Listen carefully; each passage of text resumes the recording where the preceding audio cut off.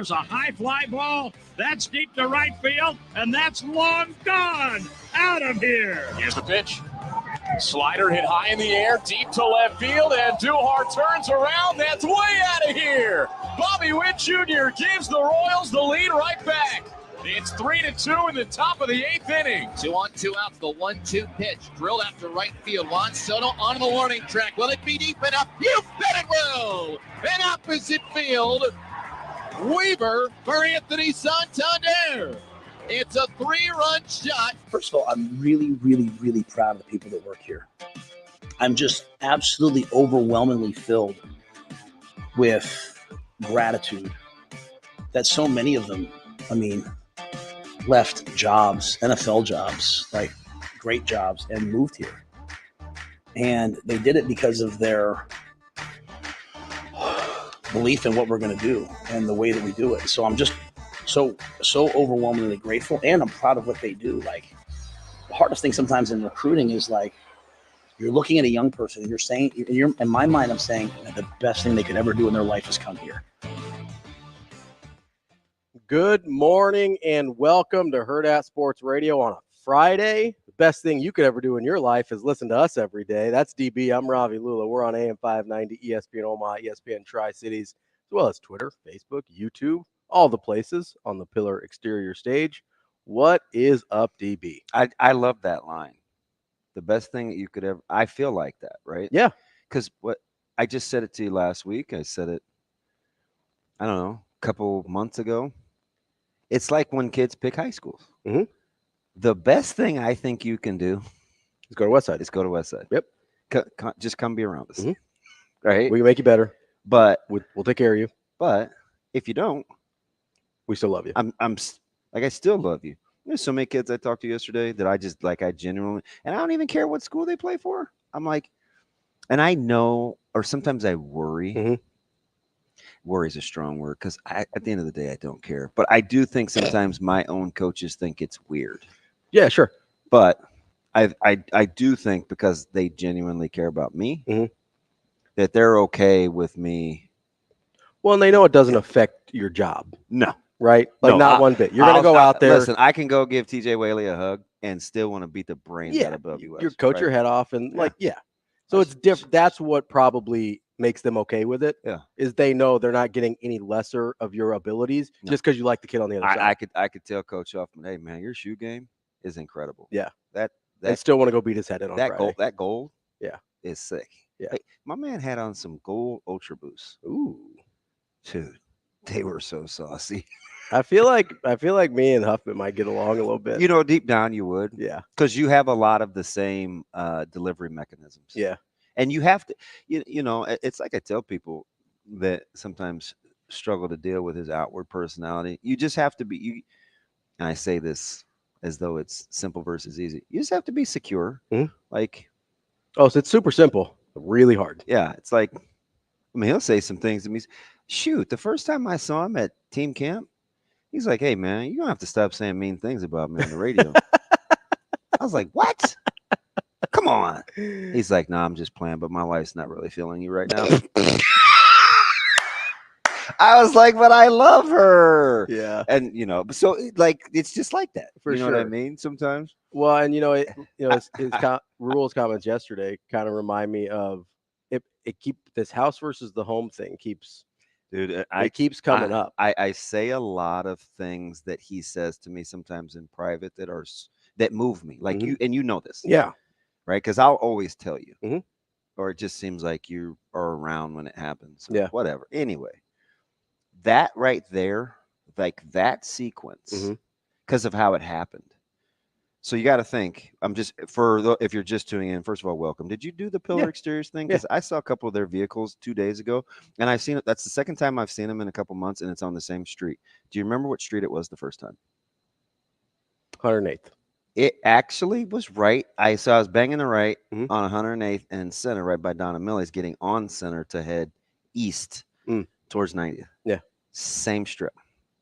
Getting some work in. The little vehicles. Pillar Exteriors. They look good. Yeah. Shoot, I need them too, man. Come check my siding. But anyway, so he has. It's a it's a official visit week tonight, obviously, and Sanders and the young man from your neck of the woods in I almost said Tallahassee. I whispered like nobody else could hear too. We're coming in, and it's supposed to be, it's the panel, right? And he's going to introduce Kristen, and she's going to do her thing, and she's going to talk about nutrition. And he kind of just stole the stage for like 8 minutes. Yeah. He wasn't even going to get up there. Because it was other people's stuff. Yeah. Yeah. And he did. And he gave the house versus the home reference. And first of all, when he said, I'm not here to sell you on the University of Nebraska, he said that'll be kind of just be a natural byproduct if we're doing it right. He said, but what I'm here to help you do is find a home. Yeah. Then he went into it. Right. Like, how do you open with that? Being real secure. Yeah. But you've said this before, like recruiting, and Schaefer and I got into a fantastic. I talked to Schaefer just in the middle of a 7-on-7 tournament yesterday for like 30 minutes about recruiting philosophy. And he and I both agree. Coach Rule has this, and you and I have talked about this too, this uncanny ability to not only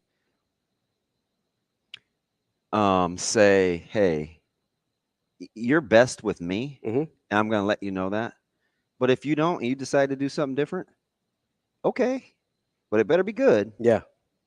And if you come back to me, you better go ahead and admit that you made a mistake the first time around. Like, that's why I think yeah, you got to take ownership of the decision. He quietly does that, I think, with in-state guys. If he likes you, he'll make the offer. Yeah. But it's like, if you go somewhere else, you better be pretty sure. Yeah. And if you want to come back, you better. And he's it's not like hat in hand so much, but I it's don't like, think he'll say that out loud, but I do think internally that's the vibe you get. That's the vibe that I get. Yeah. Like, nobody else is going to be as good for you here as I am. Yeah. I would choose me. Like, I truly think he believes that. 100%. Like, that's why he's secure enough. And I saw this on the board yesterday, I think, or the day before, because we've talked about Merritt and his recruiting, and, his dad had the tweet, and he's like, whatever he was with the whispers, and Coach Rule liked the tweet, and everybody wanted to understand what that meant. Like, who's the whispers? Maybe Coach Rule's the whisperer, maybe this, that, and the other. And in my head, all I was thinking of, you know what I was thinking of? That same philosophy. Doesn't matter who the whispers are coming from. I'm secure enough in who I am that if I feel like retweeting something, 100%, I'll retweet it. It's the same as I told you. I said, did you see what he did with Christian Jones' Auburn tweet? Yeah. Yeah, he retweeted it. Yeah. and we talked about that on the air, and I was like, I think that his ability to do that, because if you go way back to when I first had to take a break, before I was talking about, he had the thing that leaves you wanting more with him is you get the sense that he could do without you. Right? Like, have you ever been drawn to anybody like that? So here's how I would put it. Because I think I know what you're talking about. But the people I've been around that are like that, it feels like they could do without you, but they prefer you to be around. 100%. Like, there's the second part. Part Yeah, of that, there's right? Yeah. It's not even a caveat. That's the second half of it's like, I don't need you, but I want you to be here. And so I know why I like that. Yeah. I know why I'm drawn to that. I'm drawn to that because I want people to choose me. Yes. I don't want people to have to choose me. Yes. I want them to want to choose me. Now, mine probably stems from more. Well, the first part is insecurity. So the first part is, and I obviously with what happened at Rickwood yesterday and Reggie Jackson and this will make perfect sense. But I told bits and pieces, and I just said it again the other day with Willie Mays. Being so insecure with who I am, I didn't want to do the dog and pony show. I didn't want you to just like me because I was good at sports. Yeah. Or you thought I was good at sports. Ran fast, jumped high. Yeah. Right. Yeah. I like, because believe me, there's a stigma with the run boy run. Run, black boy, run. Like, yeah. And I felt like I don't really want to be like that. I want you to choose me. Right. choose you for what you're good at. Have me over to Choose swim me. or come hang out with the fam or meet your kids because you like me. You're cool with me. Don't have it be because of this ancillary other stuff, because there's a lot more to me than that. And that stuff goes away. It always goes away. So that was the first part. Then the second part was, I think I can say this out loud. It's whatever. So when I'm struggling in my 30s, and I'm going through a life transition, I remember the famous, and I've told you about this off to the side because of what a catalyst it served. When you get the paper signed, it's like 11 maybe or 12, and I was like, hey, are you sure? Like, she's like, yeah, like, you don't understand what it's like to be around you. It's just oppressive. And hearing the word oppressive as a black man, and then having it applied to me, I was like, this will never happen. That's the last thing in the world you wanted. This will never happen to me again. If anybody wants to walk.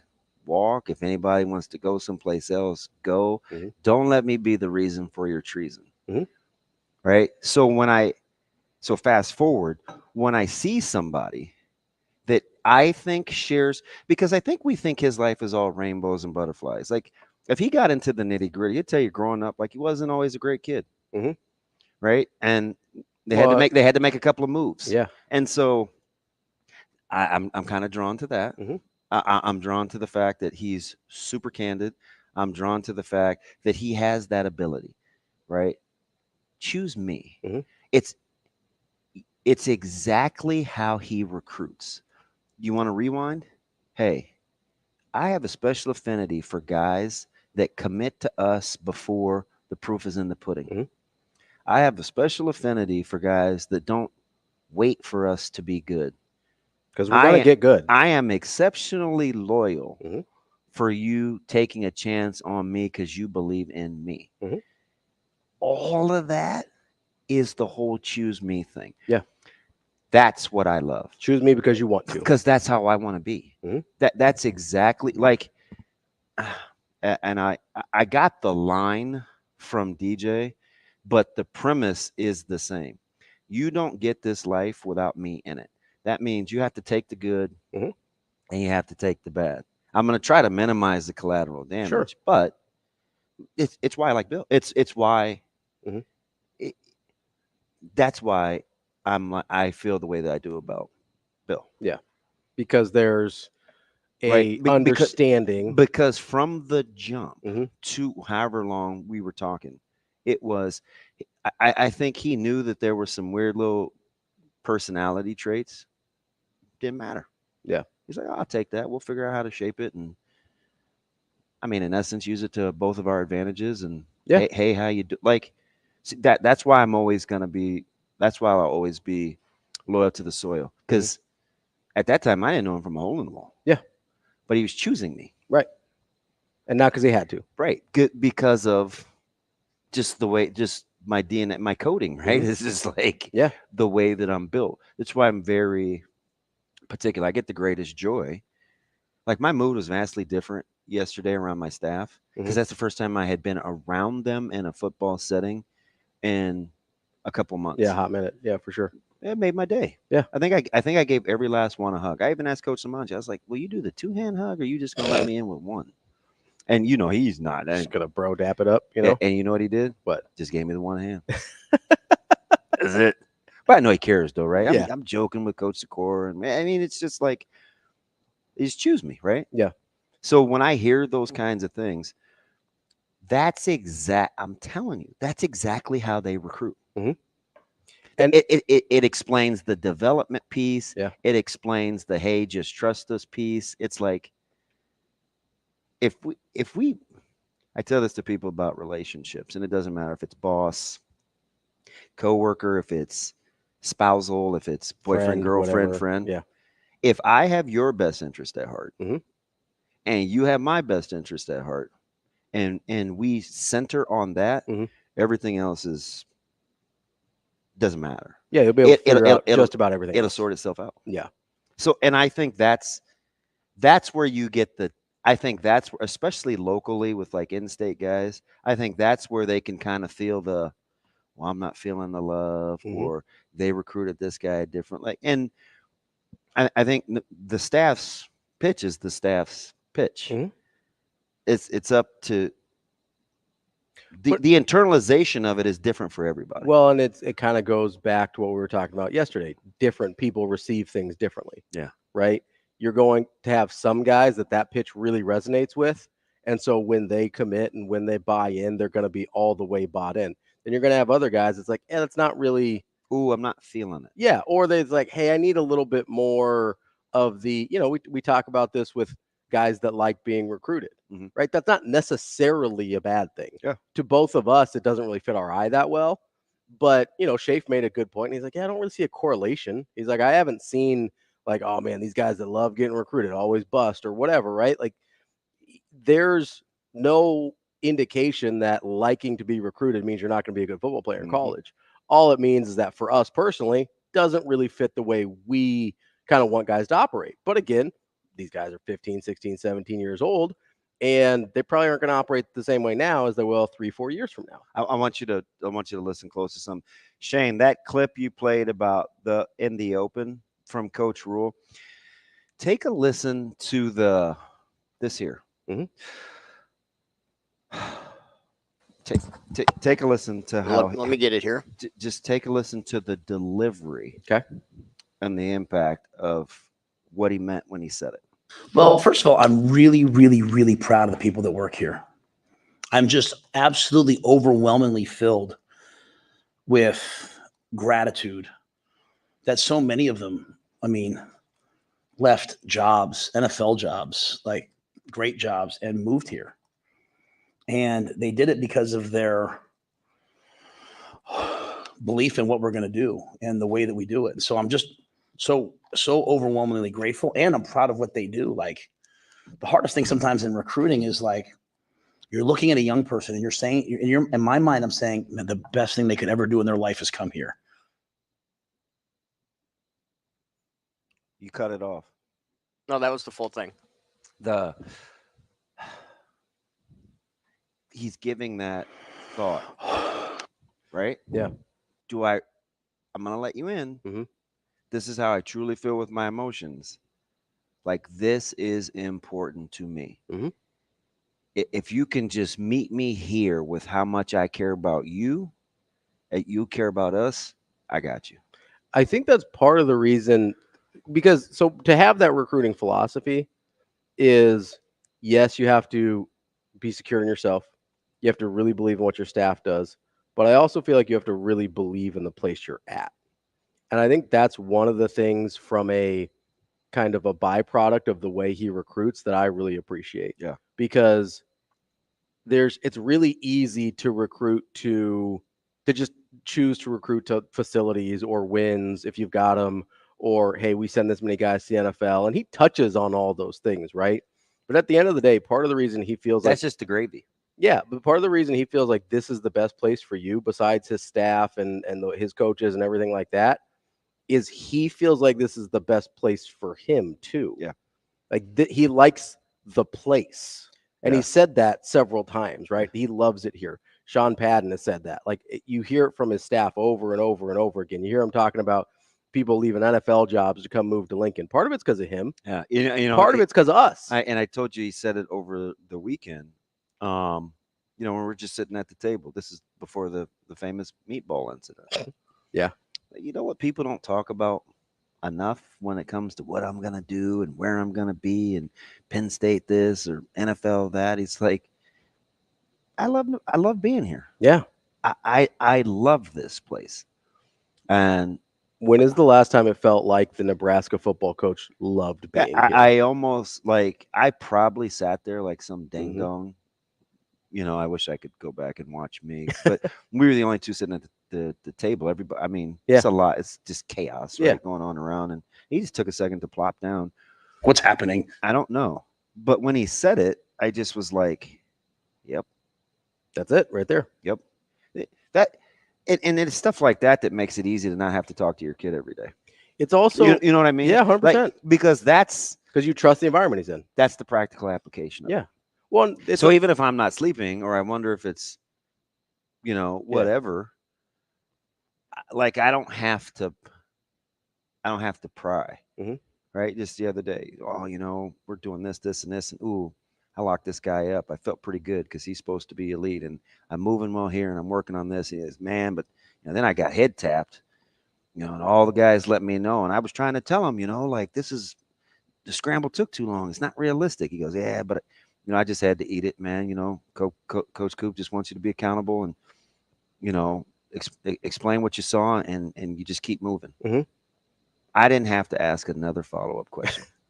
Hey, listen, guys, my witness, this is a 3-minute conversation, but I didn't have to ask another follow-up because I know he's got that. Because then I go back to when Coop said, don't worry about being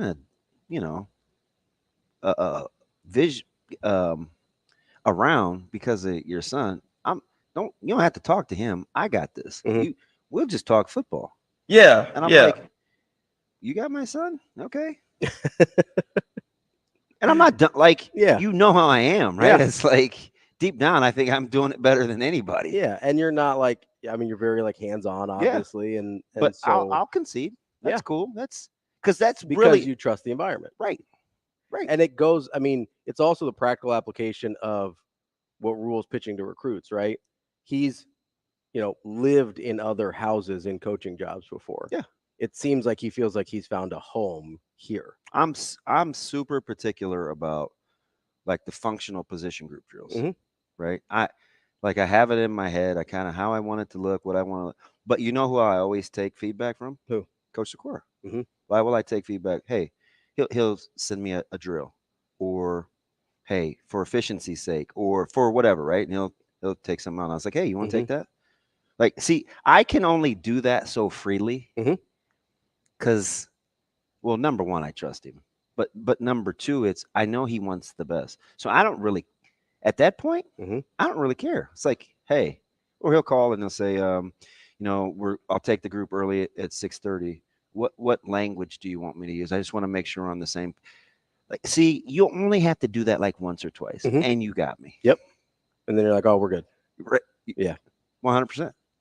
Right. Like, so when those kinds of things happen and you're in like this working environment and everybody has to be on the same page, like Coach Rule's ability to articulate the reverence or the feel that he has for his staff embracing him. See, there's power in that because you know who picks up on that? Players do. The players. And everybody around. The players know whether we as a staff get along and we like one another. 100%. Right? 100%.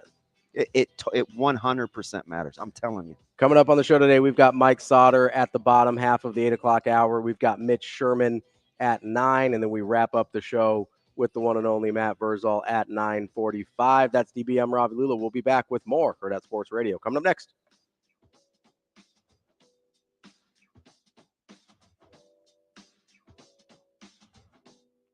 We will be back.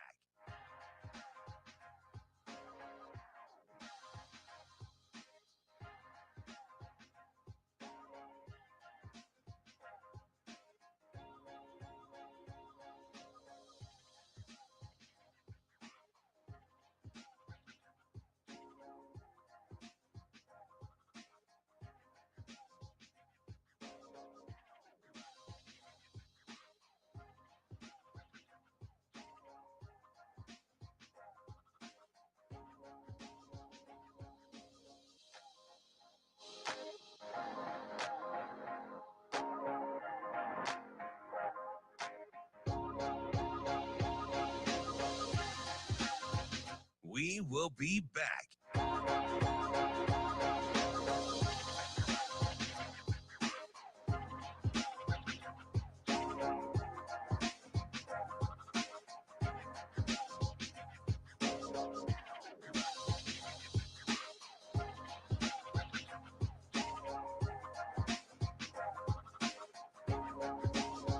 But I think you can feel it.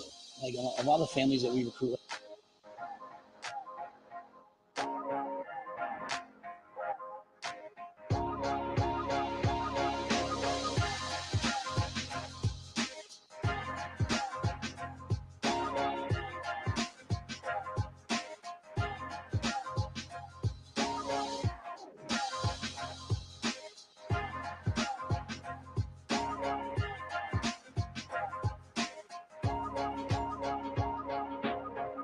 We will be back.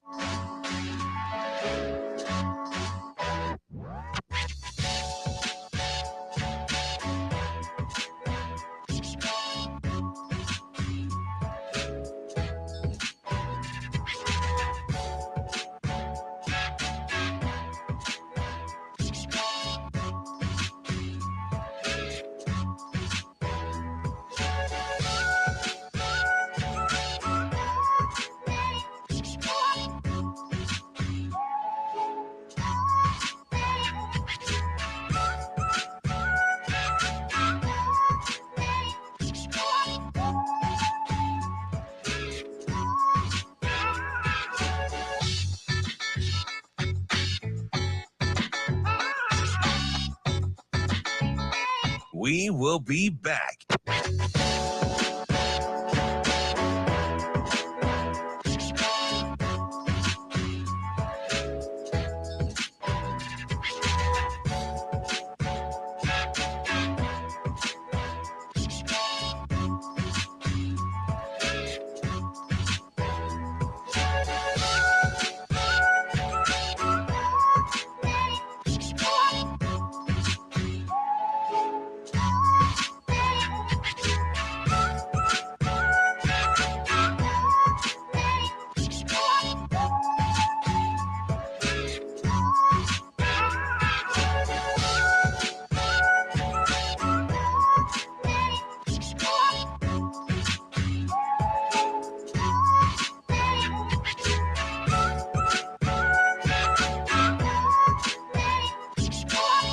We will be back.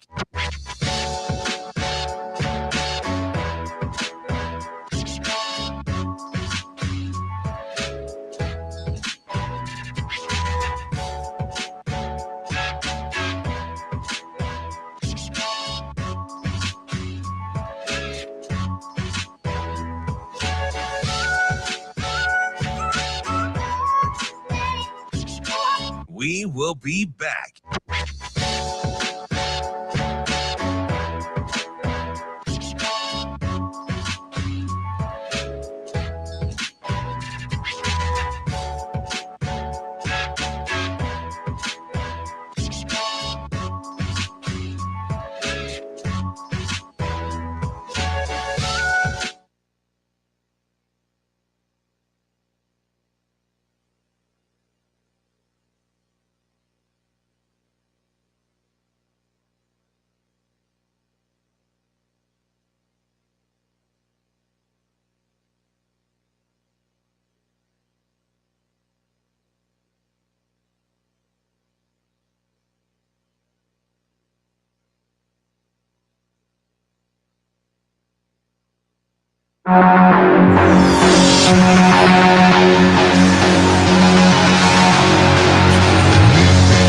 You're listening to Hurrdat Sports Radio. But I think you can feel it. Like a lot of the families that we recruit, like they can feel the feel in the building. They can feel, that, wow, like Kristen's going to wake up every single day and like, wow, these 5 guys are in Ramadan right now. I need to make sure they have food by sunup, and I need to make sure I make meals to pack to go for them at sundown. And this person's gluten-free, dairy-free. And I don't want, not only does she want to make sure they have a gluten-free, dairy-free meal, but she wants to make sure they have great food. And she knows my 3 kids are gluten-free. So she's going to have bread. I mean, she's just like amazing. And like, and not just Corey, but Corey and his staff. Like, I can leave. I'm not leaving next week, but I can leave next week on vacation and I could know that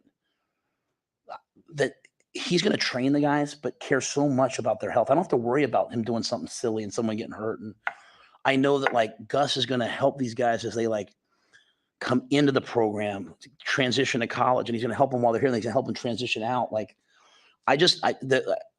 so I want people to see that. We're back here on Hurrdat Sports Radio, AM 590, ESPN Omaha, ESPN Tri-Cities. We're live on Twitter, Facebook, YouTube. That's DB. I'm Ravi Lulla here on the Pillar Exterior stage, and we have Coach Rule audio, which I always love. I feel like I'm on the cusp of just overflowing with emotion. Yeah. Yeah. There's a lot going on yesterday. Right. Yeah. And I have so many practical applications. Like, I know he's not lying. Mm-hmm. So here's one. Let's go back to just Gus real quick. Yeah. What's my Gus story? With Caleb. Right. Why? What was the Gus Caleb story? It was Caleb was having trouble figuring something out. Did I feel Caleb was being responsible? No. Did Caleb reprimanded? Yeah, a little bit by Gus. Gus slapped the hand a little bit. Yeah, twice. Yeah. Twice in a 24-hour period over virtually the same thing. Yeah. Did I care one bit? No. What'd I tell you the next morning? That Caleb came around? No, I'm riding with Gus. Oh, that you're riding with Gus. Yeah. Yeah. Right? Yeah. That's what he just said. Right. Well, because you can't be I feel like there's a couple things that happen on coaching staffs. I feel like when you don't recruit honestly, then you're afraid sometimes to be hard on people. Fantastic point. Because when you want to make it seem, especially early, especially when you're like, oh man, it's all sunshine and rainbows and butterflies. Fantastic point. And then you're like, oh, just kidding. It's not really like that around here. That's why I love that he doesn't care about game day visits, but he wants you around during normal times. Mm-hmm. He wants you around so you know what it's really like. And his personality is put my staff to the test. If they fail, I want to know. Yeah. Well, and it's right, like there's definitely a degree of that. And it's kind of what you're talking about, right? Like the game day experience is you playing sports, right? That's the palatable thing that everybody's going to love, right? What's everything else? Like, who are the people riding with DB for the other stuff, right? Who are the people riding for Nebraska when there's not 90,000 people in there? Who are the people riding for Nebraska when it's like the nitty gritty and it's hard and you got to do that? Because if you're buying into that, we're good. Yeah. Right. And there's a like I do feel it. Yeah. And I'm skeptical. Yeah. And there's especially as a parent, there's a coherence. This is the part of the reason I believe it to the degree that I do is there's a coherence to everything he said. There's a consistency to everything he says. Like it all like you don't hear one thing and you're like, wait, how does that fit with all the other stuff? Or you don't hear one thing that's like, okay, well, I liked that, but that doesn't make a lot of sense. Everything he says is just, and that's how you know that he's telling you the truth, because unless you're a sociopath, it's really like you can't have the consistency of lying that way. There's always a hole somewhere. And if you want to see it, you will. And you and I are both pretty skeptical. We will see the hole, right? There's a reason. That's the like you want to get into why I don't like Dion. On the one hand, he says he's all about kids. On the other hand, he acts like he acts, right? On the other hand, he's cutting people on live television for his Prime Video show or whatever, right? Like that's inconsistent. I don't know how you can care about kids and embarrass them like that. I don't know how you can care about developing young men and treat them like commodities, right? Doesn't line up to me. Fair. I'm all the way out, right? How you do anything is how you do everything. Who said that? Yeah. Yesterday, right?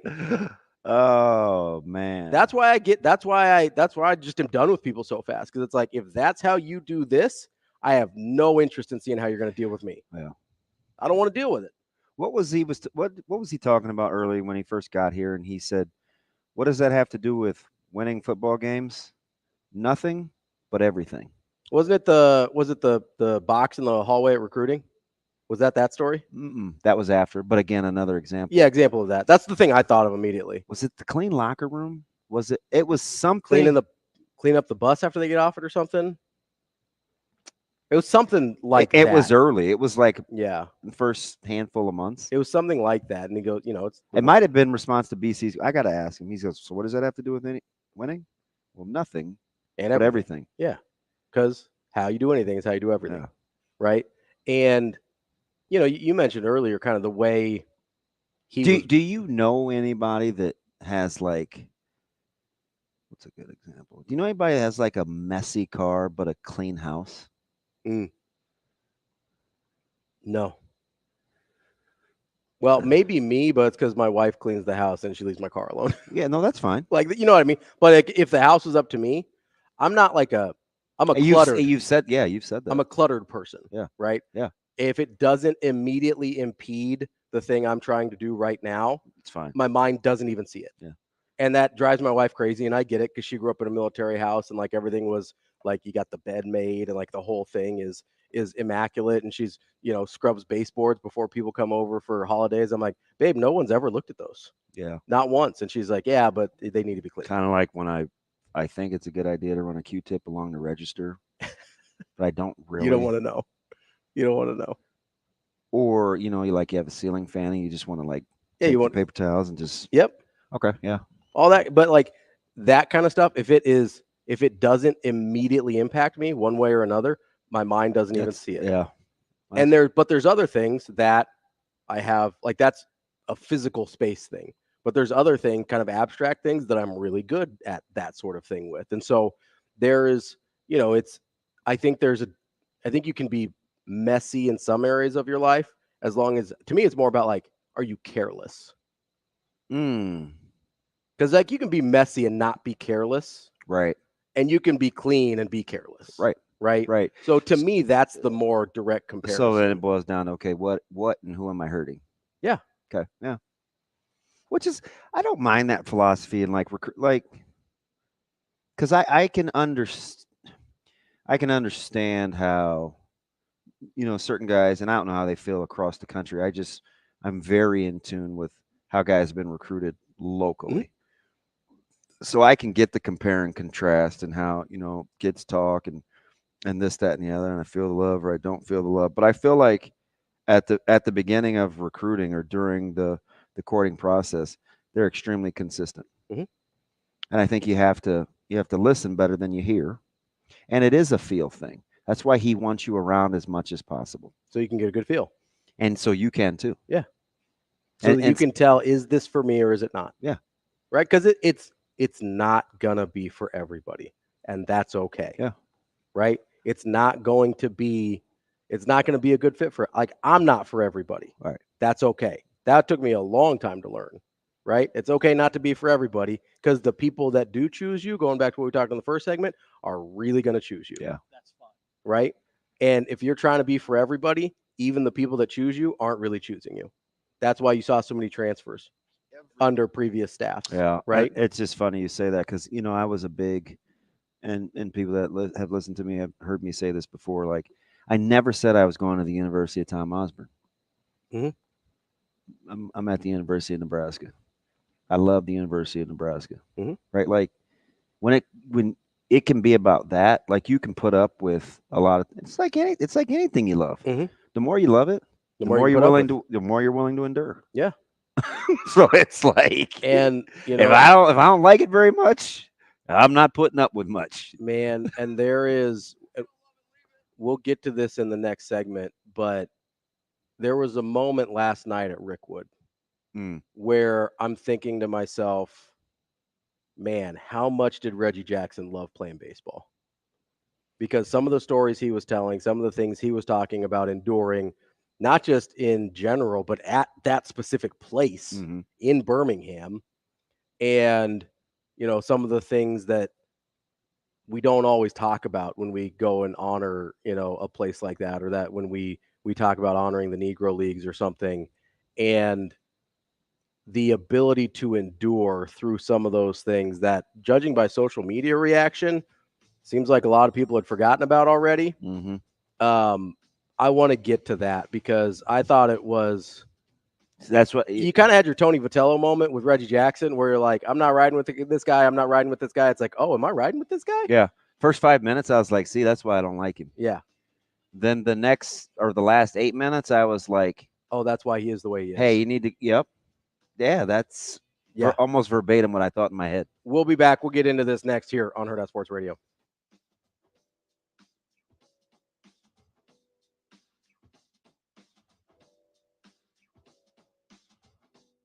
We will be back.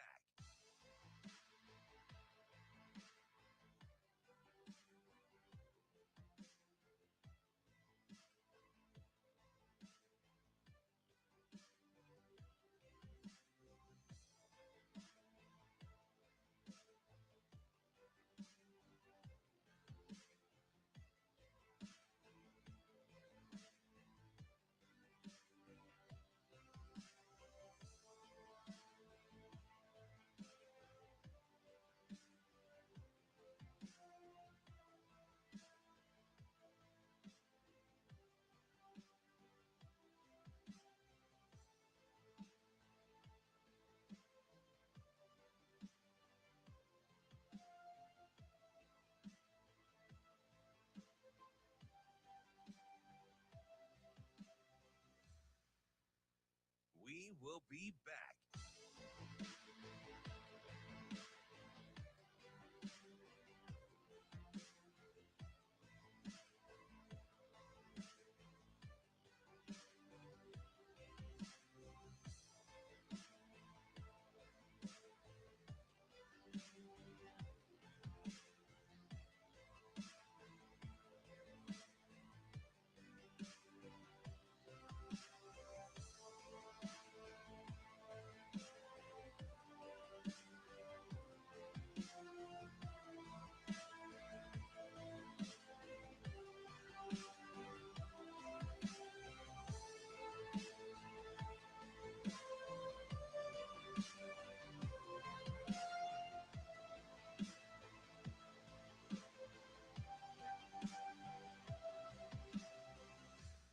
We will be back.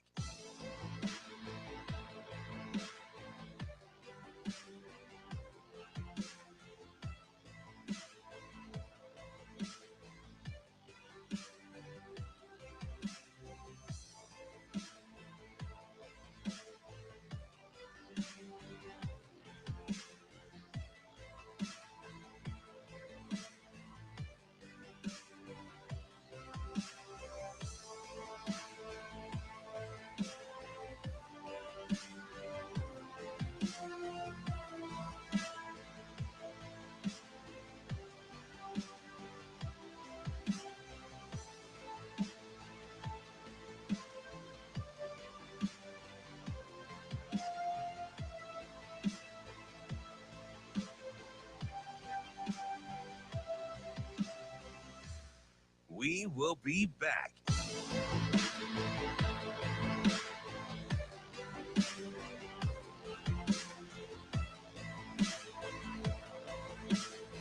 I think people think that this is like a Nebraska thing.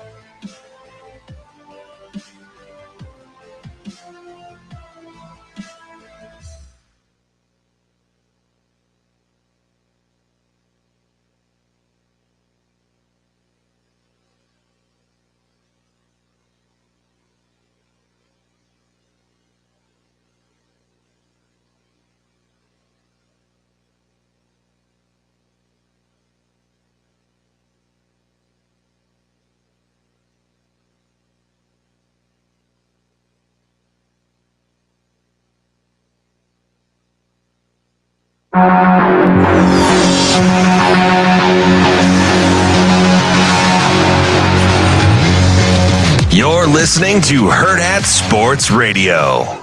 I think people think that this is like a Nebraska thing. You know, I was talking, Sean was at one of the camps, I was talking to him. Ohio State brings in their top recruits to camp when they're a sophomore or a junior.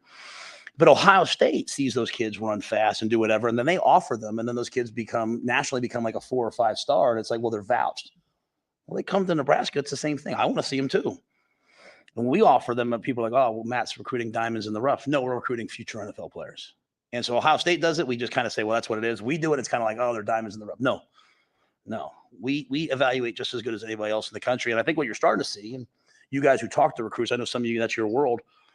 They get an offer from us, and then they get a bunch of phone calls the next couple of days. And people are starting to get offers the next day after we offer them because people know we know how to evaluate. So I think the fact that we're willing to offer people, the belief our coaches have in their evaluation, and it's just a really good way to do business in my mind. We're back here on Hurrdat Sports Radio, AM 590, ESPN Omaha, ESPN Tri-Cities. We're live on Twitter, Facebook, YouTube. That's DB. I'm Ravi Lulla here on the Pillar Exterior stage. We were talking in the last segment about how the way Coach Rule recruits isn't for everybody. The way he runs his program isn't for everybody. And, depending on how much you love football, depending on how much you love the state of Nebraska, is really going to depend on how much you can endure, because they're going to ask a lot of you, right? And it reminded me of watching the Rickwood game last night in the pregame where Reggie Jackson's talking about some of the things he had to endure when he was coming up and the just horrific stories about what it was like to be a black baseball player or a black person in this country during that time period. And one of the things that I thought immediately was, man, Reggie Jackson had to have loved playing baseball. Because I'm just going to be honest with you. I'm not sure there's anything in this life I love enough to endure that willingly. Like I'd go back up north. I'd find a job. I'd be like, not for me. And, I think about him. I think about what like Jackie Robinson endured and the reason he was chosen to break the barrier as opposed to other guys that were better. Just frankly, they were better baseball players.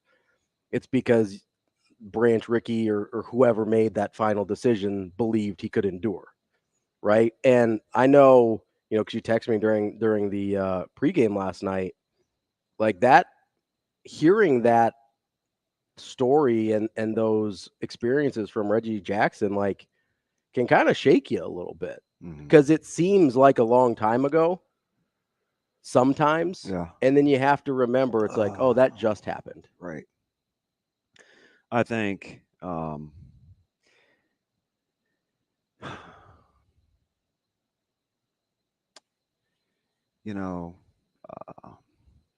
I'm watching it, right? And I'm talking to my mom at the same time. And, the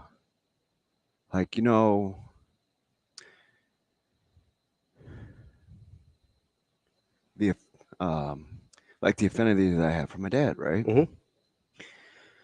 So we would have these conversations. Because if you ask people that know me or have known me from, a kid to now, like a lot has changed. It's very I like extremely explosive. Could be violent, right? But fought a ton, and too much so. And I think sometimes people would look like, how do I get so angry so fast, right? And I would have these conversations with my dad about controlling my emotions.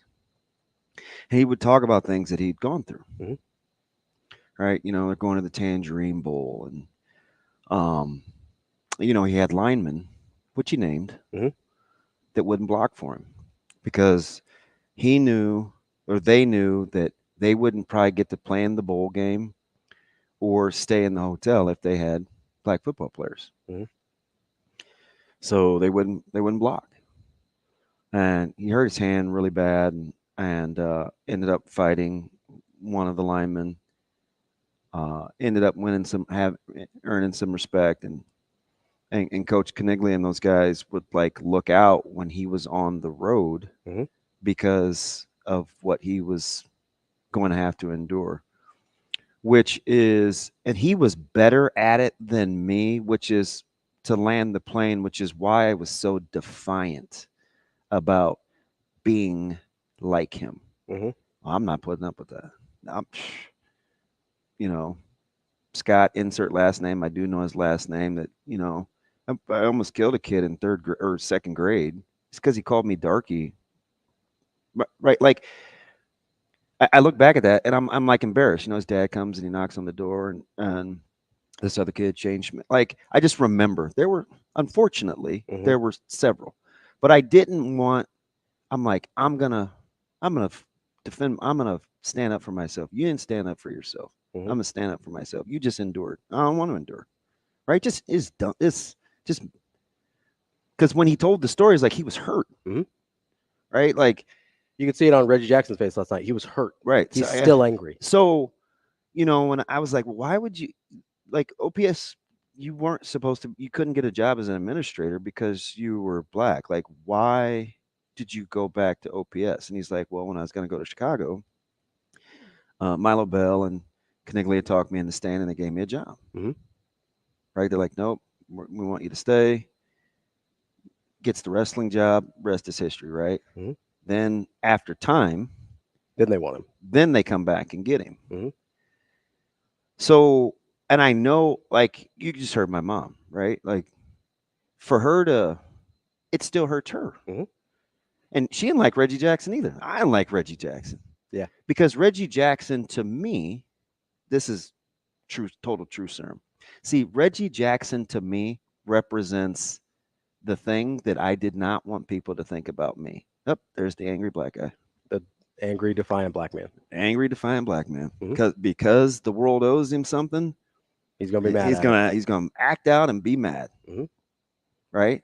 He's mad because his black friends think he's too white, and for his white friends, he's too black. Mhm. Like, so I hear even Reggie's first couple of minutes of talking last night. I was like, "See, here he goes." Well, I don't like that guy. Yeah, you know, like that's what I was saying in my head. Mhm. Then when I listened to him tell the story and the feelings that he could, the shock value of him casually saying something that people casually said to him, I don't have any problems with. I've said it before on 1620, the other radio station. Again, not insecure enough to say another deal. But because that's kind of how it was. Yeah. And listening to him just kind of landed the plane. And he put that on the heels of Coach Rule talking yesterday about life and investing in people. And I'm just like, I got to find some sort of balance because, you know, when Reggie closed and he was like, you know, I'd have been on some oak tree somewhere. If he wasn't protected by some of his teammates and managers. And he used white people, right? Mhm. He said some good white people, which is why I'm like, God, he's totally talking too about like me, right? You have to somehow at some point be able to say people that are for you are just for you. Doesn't matter what color they are. They just are. There's going to be some people that look like you that are for you. There are going to be some people that don't look like you that are for you. But to acknowledge that people are people is the first step to recovery. It doesn't have to look a certain way in order to be functional for humans. And when we continually make that distinction ahead of time, it ultimately, in my opinion, number one, it's short-sighted. Number two, you're setting yourself up as a recipe for disaster, right? I need Tony Veland in my life as much as I need Craig Sikora, right? I need Paul Lamanji in my life as much as I need Lance Griffin, right? Like, you know, I need Jamar. So, and what do those people have in common? They're for you. They're for me. So let me ask you this: how long did choose your words carefully? I'm having a moment. I know. I'm kidding. Go ahead. Let it rip. I apologize. No, it's fine. Let it rip. How long did it take you to realize that your dad's endurance was the ultimate act of defiance? High school. So probably, I think I got in trouble as a junior. My senior year, I think, was relatively clean. Struggled a little bit in college the first couple of years because then I'm introduced to a whole nother world.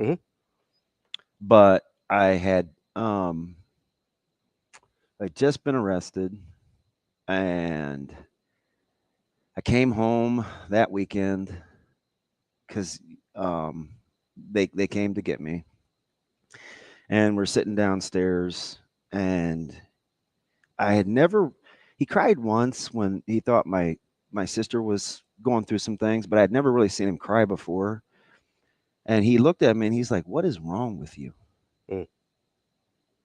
Like, that's how he asked me, like, "What is wrong with you?" And he was hurt. And I didn't quit cold turkey, but it did allow me to kind of springboard into, you know what? I got to get this thing right. Like, this is not somebody that I should have grown up in the public school system when people used him as like leverage against me.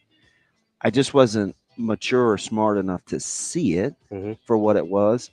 But his emotional toughness is 100% why I'm like this today. And it's a total 180. Now I use the ability to endure and control my own destiny as a strength and not as a sign of weakness. We'll be back with more Hurrdat Sports Radio coming up next. We will be back.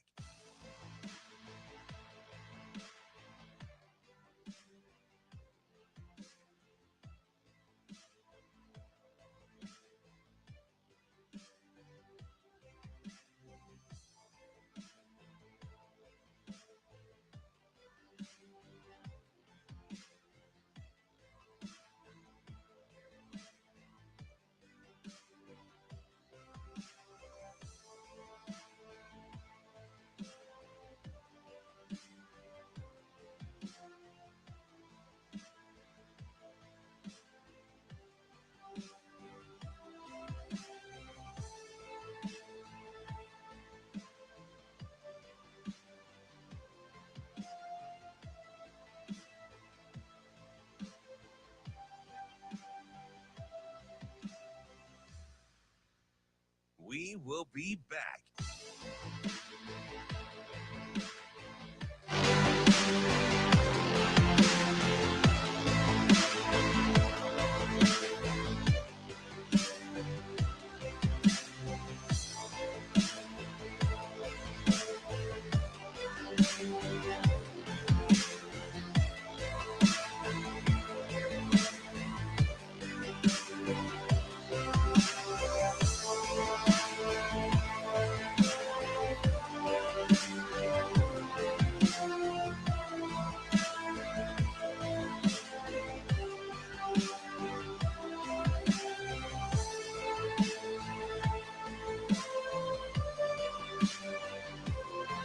Half of the Fortune 500 companies.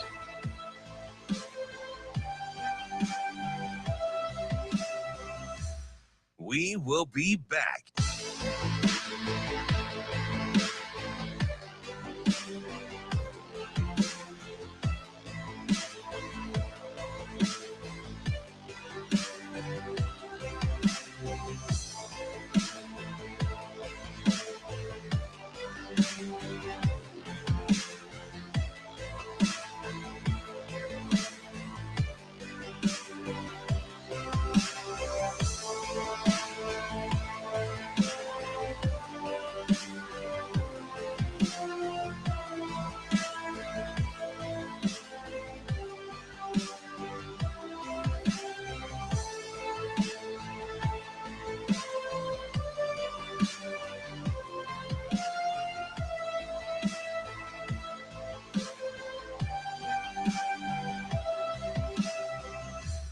We will be back.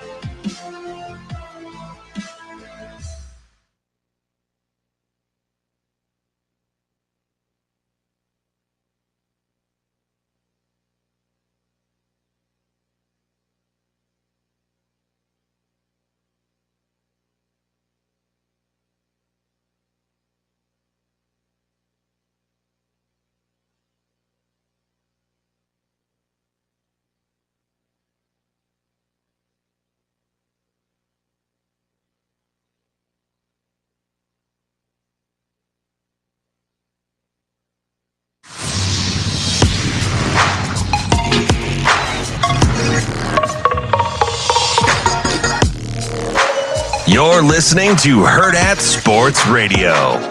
Half of the Fortune 500 companies in the United States were founded in economic downturns, in depressions, and it's because like if you are coming in a time of adversity, you better be really well put together to survive. But if you survive adverse times, you'll be really profitable in non-adverse times. How does that relate to us? Transfer portal, NIL, revenue sharing, roster limits, all these things. If we can navigate them just like that much better than everyone else, that's our advantage. And that is the legacy of Tom Osborne, Bob Devaney, Frank Solich. They handled all these different things a little bit better than everyone else in the country. And so that's my job as the head coach here, is to say, how do we handle the new Big Ten and the travel? Like, we're playing at USC. I don't know what time that game is. That game might be an 8 o'clock game out there, which is a 10 p.m. Eastern game, which means the game will get done at 2 p.m.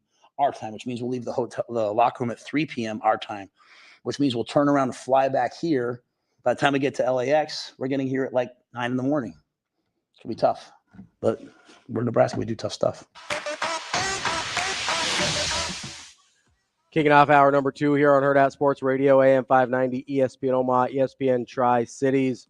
We're live on Twitter, Facebook, YouTube. That's DB. I'm Ravi Lulla here on the Pillar Exterior stage. I love that. We're Nebraska. We do tough stuff. Yeah. That's I appreciate that. Trying to recalibrate here. Yeah. I'm encouraged. Listening to him, that whole enduring thing is a real thing. Yeah. And when he first said Coach Osborne, I thought he was going to leave it at that, and I was going to kind of roll my eyes. Not that I don't have reverence for Coach Osborne, but he didn't have it the toughest. Sure. Yeah. Right. Yeah. Like Devaney had it the toughest. Yeah. Way tougher. And I also think in some degrees, Coach Solich did it too. Now, that's not to say there wasn't any enduring for Coach Osborne, because there was a stretch where I think us rallying around him with what we felt like he was going through emotionally made it easier to pay the price. Sure. And when I talk about paying the price, I mean paying the price. I mean, what you were willing to put up with, how we kind of had to thinsulate. You kind of had to build walls. Weren't even really sure how to handle what was going on with public sentiment. You didn't know, did they trust you because you were good at football, or were they really saying bad things about you because, we were having a ridiculous run of being in newspapers, or you just didn't know, right? On school newspapers were hard on us, right? And I just remember, because Johnny was going back to school on campus. He'd show up for some classes and stuff, and he's like, I'm getting my degree. He's like, and he always calls me nephew, right? We say Uncle Johnny. That's just how he is with our family. And he's like, this is nothing. This is nothing. Like, a lot of people, a lot of athletes here have had it a lot worse than this. Keep doing what you're doing. Keep doing what you're doing. And I get it, right? Sometimes Johnny's over the top, and he's always got jokes, and he's always funny. But this is also the same guy that came and speak to my kids at Northwest when I couldn't win for a hill of beans, but he knew what we were trying to build. It was the same guy that, even though people were making fun of him about his stint and his pro career and what, being arrested and this, that, and the other, like he carried no shame, right? He just was like, hey man, like, I'm back. I'm going, listen, he had a tail with beads. He didn't give 2 cares. So for all the arrows and people were slinging what he wasn't, he just was like, this is the land. This is opportunity. And he always says that. This is the best place to be. You have an opportunity. You have an opportunity. You have an opportunity. So to hear Coach Rule say that, just in my mental, emotional Rolodex, I go back to being at the Hewitt Center in '94 and having Rodgers with a backpack. Listen, I can see it. Yeah. I can see it. Yeah. My man is in jeans and cowboy boots, pointy-toed. And he's talking about hang in there, fellas. Yeah. Look at me. I'm going back to school. Look at me. Like, you know how hard this is? Yeah. Try helping turn this program around in the 70s. Yeah. Right? Like, I'm telling you, we're Nebraska. We do tough things. Figure out a way to stay ahead of the curve. For Coach Devaney, it was bringing in minorities, having African-American women come to campus to give a peace of mind and some comfort to African-American males that, hey, there are people that look like us here that don't just play sports, right? To actively come to Omaha and recruit African-American students. That's tough. Yeah. That's not negotiating revenue share. No, that's hard. That's hard. Actually hard. That's hard. Yeah. Figuring out how to get back in the morning at 4 a.m. I heard Coach Farron say the same thing 2 years ago. He's like, hey, do I want to come back from from Los Angeles at 3 a.m? No, I don't. Can it have some shortcomings? Absolutely. But I'm not going to waste my energy nor my bandwidth overthinking that, because TV is going to do what TV wants to do. He had no idea how right he was going to end up being, but he said it. Well, so when I look at, I love the fact that he has historical context to just keeping on. Just keeping on. But part of the reason that he goes back in his frame of reference for reverence of toughness and doing tough things are the reasons that this state still struggles with NIL and the transfer portal, because it is counterintuitive to who we have been as a state. The reason that the Midwest and teams in the region appear to be struggling with NIL a little bit more, some of it, yes, has to do with fan base and graduation base and things like that. But a lot of it's contrary to the region. It's temperament. It's a contrarian form of belief to how people that are from this area were raised. Tend to operate, yeah. So we can't get our minds around it, right? They're making how much money in college? Right. They're doing what? Right. Yeah. Right. There's plenty of resources here to support 1890 and collectives. It's just philosophically, this is just my opinion. We have a hard time with it. We have a hard time with it. Yeah. Because it's counterintuitive. Listen, if a farmer is willing to send his kiddo to another water tower to go to a school that isn't in that area because of co-op and sharing of revenue and taxation on farm property, and they're that principled, you think they're scratching off checks for kids that are, quote unquote, just playing a sport? Nah, it's counterintuitive. It is. So you have to be able to have these conversations out loud and address it for what it is and be honest about what it is that's going on and why it behooves student athletes in this capacity. You can distinguish yourself from paying for players to the day-to-day regimen to be who you've called those guys to be. If I'm Coach Rule, I'm taking him on any NIL meeting. Why would I chomp at the bit to help out 1890? Not just because of Caleb, right? It's because it's good for the university. It's good.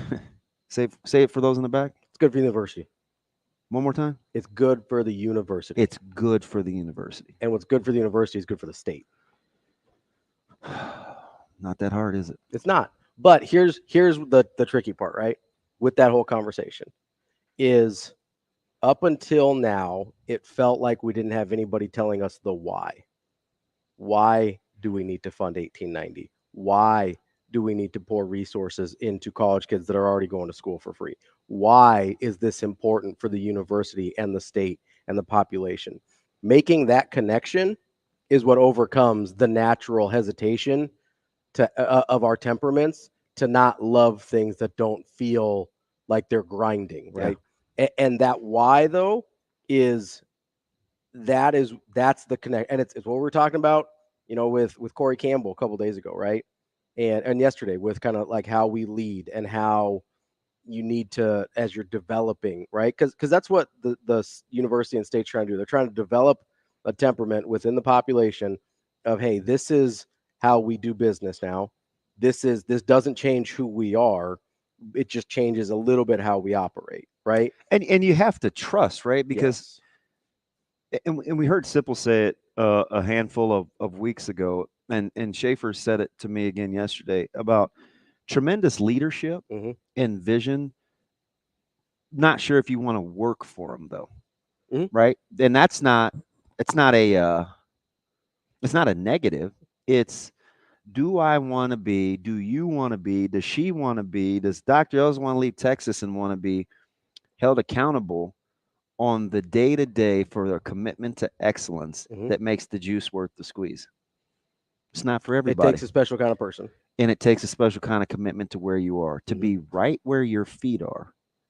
To maximize in that moment takes extreme commitment.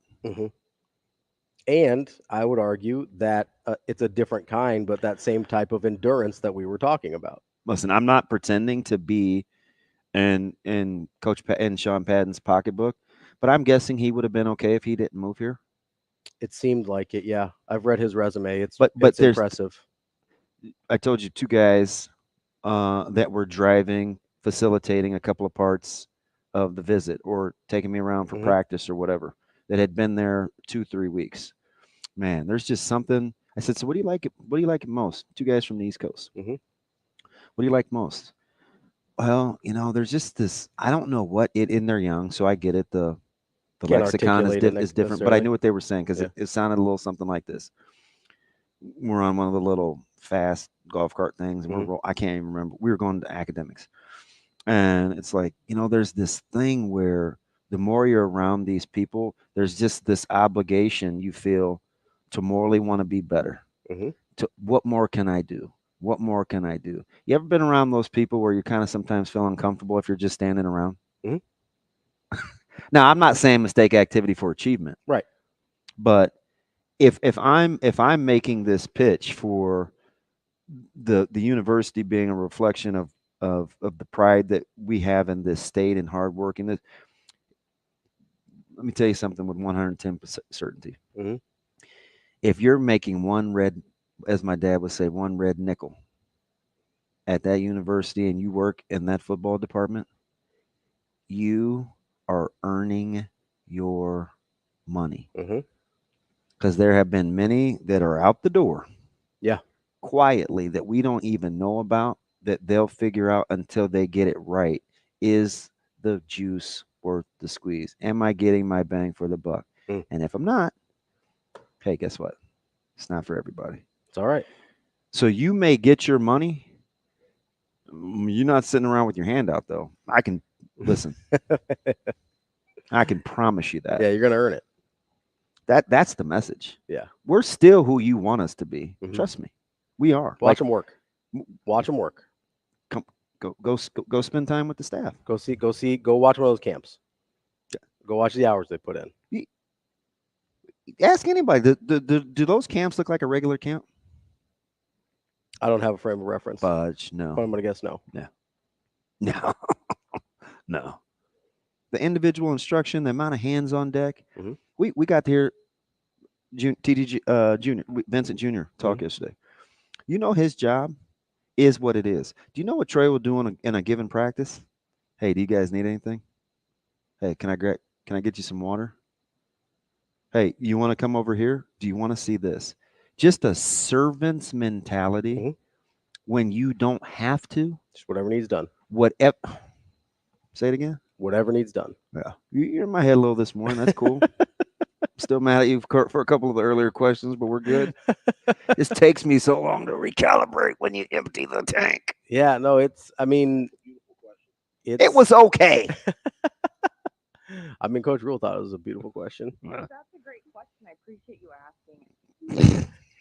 Okay. I appreciate you answering. No, that's all good. It kind of but talking about like the way people work and the way people endure it, like there's been this question because we talked about this a few weeks ago about like motivation and how like external motivation versus internal motivation, right? Because I think we were talking about Jordan at some point, like how petty he would be and how he would use these made up external factors to kind of motivate himself and whatever. And like I'm thinking about that when I'm watching Reggie Jackson talk last night. I'm thinking about it as I'm listening to Coach Rule and the way he's like, oh, we got to outwork the work, right? We got to, and I listen and think about it when you talk about what it's like for the people that work for him and what's asked of them, and I can't help but think that it's going to be really hard to be successful at Nebraska if you're primarily motivated externally. Because at some point, like to me, that has its limits. That's a fantastic point. Like it has, like external motivation has its limits, right? Like, yeah, maybe Michael Jordan could get himself up for a February game because he made up something in his head that LaBradford Smith said, but that's not happening in July and August when he's working out, right? That's an internal thing. Like you might be able to be motivated by like, we don't like the way it went down at Colorado last year. If you're a player and you're like, that might motivate you week of, but like now, in July when you're trying to get your work in so that you're in a position to go beat Colorado in September, like that's not helping you now. Like the internal motivation is what allows you to endure. What's one of the reasons why I extend so much, and our staff are so cool with Christian, right? He's been gone 3 weeks in a row. Mm-hmm. We got a huge 7-on-7 tournament. Would I love to have him yesterday and today? Mm-hmm. Yeah, absolutely. But he's gone, right? Mm-hmm. He's in Oklahoma. But what do we know about him when he's with us? His capacity to want to do work mm-hmm. because he wants to win at such a high level. You don't have to ever worry about, oh man, this guy's just worried about being recruited. Mm-hmm. Nah, because trust me, like he and a couple of others will be the bell cows of our capacity to do work and our tempo at a practice. Mm-hmm. So I trust him, right? When I use that as a random example to say, when something on the outside may appear to be, oh, Nebraska got a new plane, or somebody donated a jet, or they got it pretty good. Mm-hmm. Here's why though. They're not, that plane isn't to go to the Bahamas. Yeah, they're not going to Cabo in that thing, right? It's so they can make 8 recruiting visits in a day. 100%. Like that's it, right? So you're seeing an immediate return on the investment, and I was so glad to hear him say, because I didn't know how he was going to put it. I just know how he feels, because he can be very cynical when it comes to what they do and its perception versus what other people do. He framed the Ohio State finding guys, they're 4 and 5 stars. You think those guys don't come to camp? And then he's like, when they do it, it's this. But when we do it, it's diamonds in the rough. He's like, no. And he almost said, without saying it, just watch. Just watch. Exactly what he said. These guys that are getting these offers after we offer, watch what we do with them. Right now. Well, I mean, look what he did at Baylor with those guys. He just look what did he say at Temple? He had 40 guys on that roster at one point that ended up playing in the NFL or ended up playing pro football. And I always go back, at right? Temple, because you know I always remember what people tell me, and I'll go back to when he said, he was talking about like development and I remember him saying early on, all I need to do is get my staff around these guys at an early enough time period, and we'll do the rest. This won't happen to me again. This was a year 1 thing. We hadn't been here. And what did he say? I will never have to rely on what somebody else tells me about what we're inheriting. And I was like, okay. Like, I heard it. Yeah. Right? It was like, it didn't, I don't know if it didn't comfort me, because I wanted I want to be around Anthony and Teddy as much as I can. Yeah. But I did understand it. Right. And so it made it palpable. And I wasn't bitter. Yeah. Right. Well, they both got their opportunity, right? So it's like that helps. But I say that to say that's what he was. That's what he's saying. He just said it yesterday. Man, when I do it, they're diamonds in the rough. No. Like, they're NFL players. I couldn't believe he said that out loud. I couldn't. I mean, like it's a pretty like. I love it. It's a definitive statement, but and he left himself no wiggle room. And that's one of the things that I admire about people that do that. Me too. Me too. Say the scary part out loud. Yep. Oh God, you say that. Oh, yeah. I know you gravitate towards that. Like, be willing to put yourself out there. Right. Make yourself vulnerable. And because most men won't. Yeah, most people won't, but especially men. And especially we're a lot less apt. Especially because we feel the pressure of the stereotypical and to perform. Provide. Please perform, perfect. That's like it's people one-on-one, but it's certainly the stereotype or the generalization of men. Am I providing? How much am I making? Are the lights still on? Yeah. To heck with feelings and dreams anything and ambitions and 'cause whatever. That's why I tell you, that's why men don't get their flowers while they're alive. It's why men don't get their flowers when they're alive. They'll say a bunch of good things about you when you're in a pine box or we're getting ready to spread ashes that people are afraid to tell you out loud because number one, we don't know how to talk to one another, but number two, it's vulnerable. we've been conditioned to not be vulnerable. Because and like you ever heard? When's the last time you heard somebody say, and it was cool, where somebody's like, "Huh, he's just being a man." Yeah. And it was in a positive. A positive. Yeah. But guess what? Guess what we can say, and it just flies. Oh man, that's just what women do. That's being a mom. And it's like this lovey adjective. You know who doesn't get that? It's men. Yeah. So because we don't hear that, number one, we don't know how to receive it. Number two, we certainly don't know how to give it. Yeah, we don't know how to do it. And we can't function when some of us can't function when other men say it to us. Makes us uncomfortable. Right? Like I know that right? I know that I make certain people uncomfortable. Right? It's like if it's that's like when it's the beauty of being in that department. Yes. I'm telling you. That's why when I send a text to you 6 years ago, saying, "Hey, someday we're going to do a radio show together." That's why, like, I know there's a chance you don't receive that well, and you're just like done with me, right? I get it. I understand that. That's a chance I'm willing to take. If I believe something, if I believe in something, I want to say it out loud. You know, it's like when I met my wife, second wife. And I knew pretty much right away, right, that she's the person I wanted to be with, that like this thing was long term and like this was the end game for me. I told her pretty quick. Like I think she met my mom probably 10 days after we met because I knew that's ludicrous. I knew if mom didn't sign off, none of it mattered. Yeah. And I was like, I'm not getting any deeper. And so I told her that. I was like, I'm pretty serious about you already. I was like, I just got to tell you, if my mom's not cool with you, this isn't happening. So we got to go meet mom.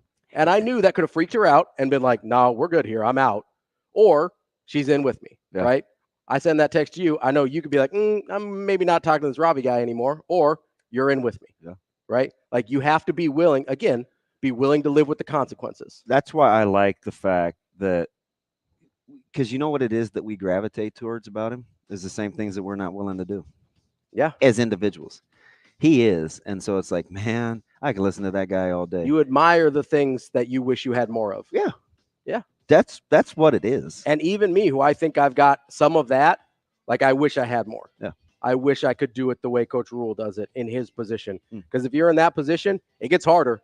The more high profile your position is, the harder it gets. Yeah. It's a lot easier for me to send it when I'm a part-time radio fill-in, right? Well, it's a little bit harder now. That's DB. I'm Rob Lulla. Mike Sautter coming up next year on Hurrdat Sports Radio.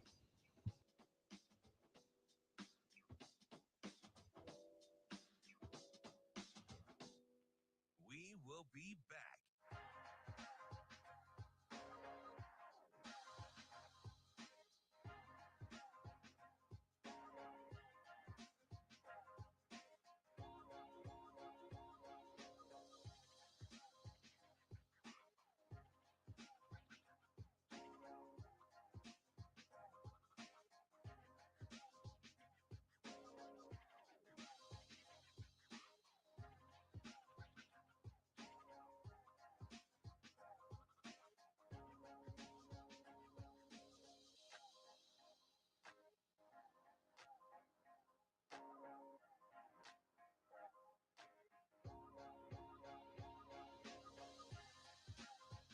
We will be back.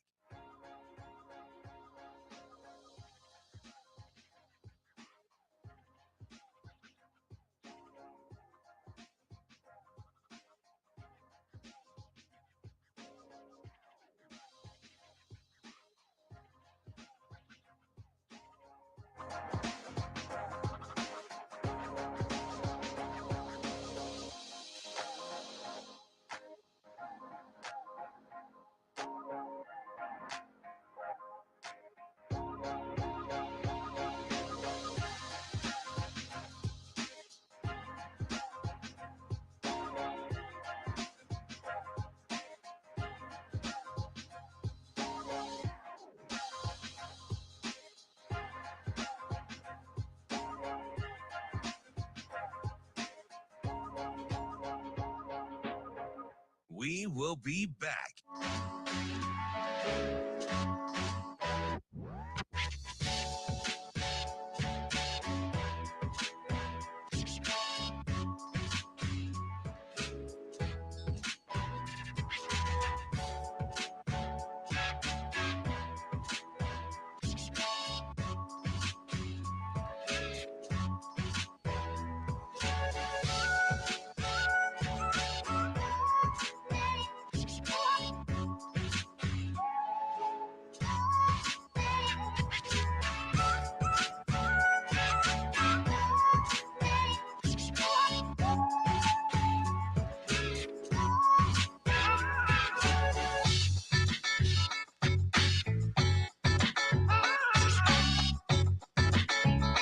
We will be back.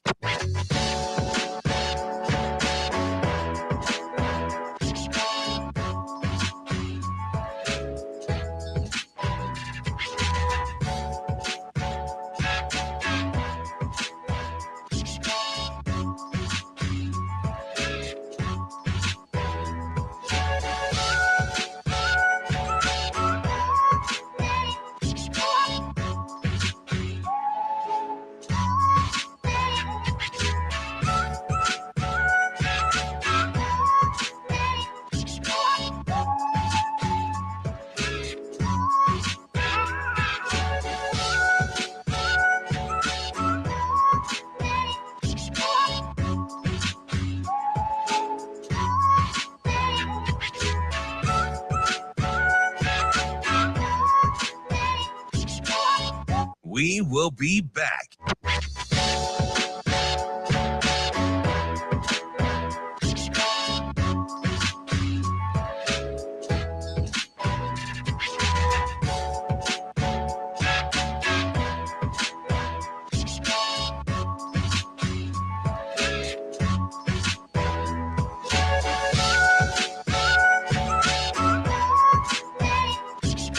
We will be back.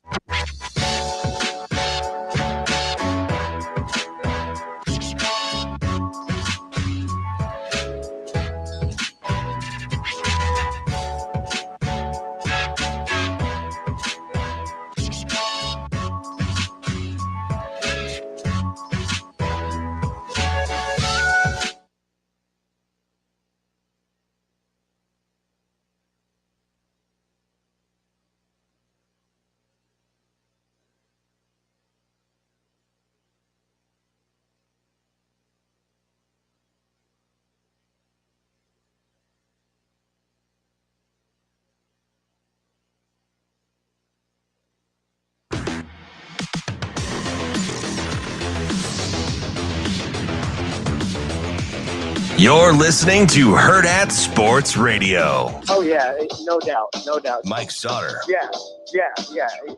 Mike Sautter. Oh, man, you're going to put me on the spot. Mike Sautter.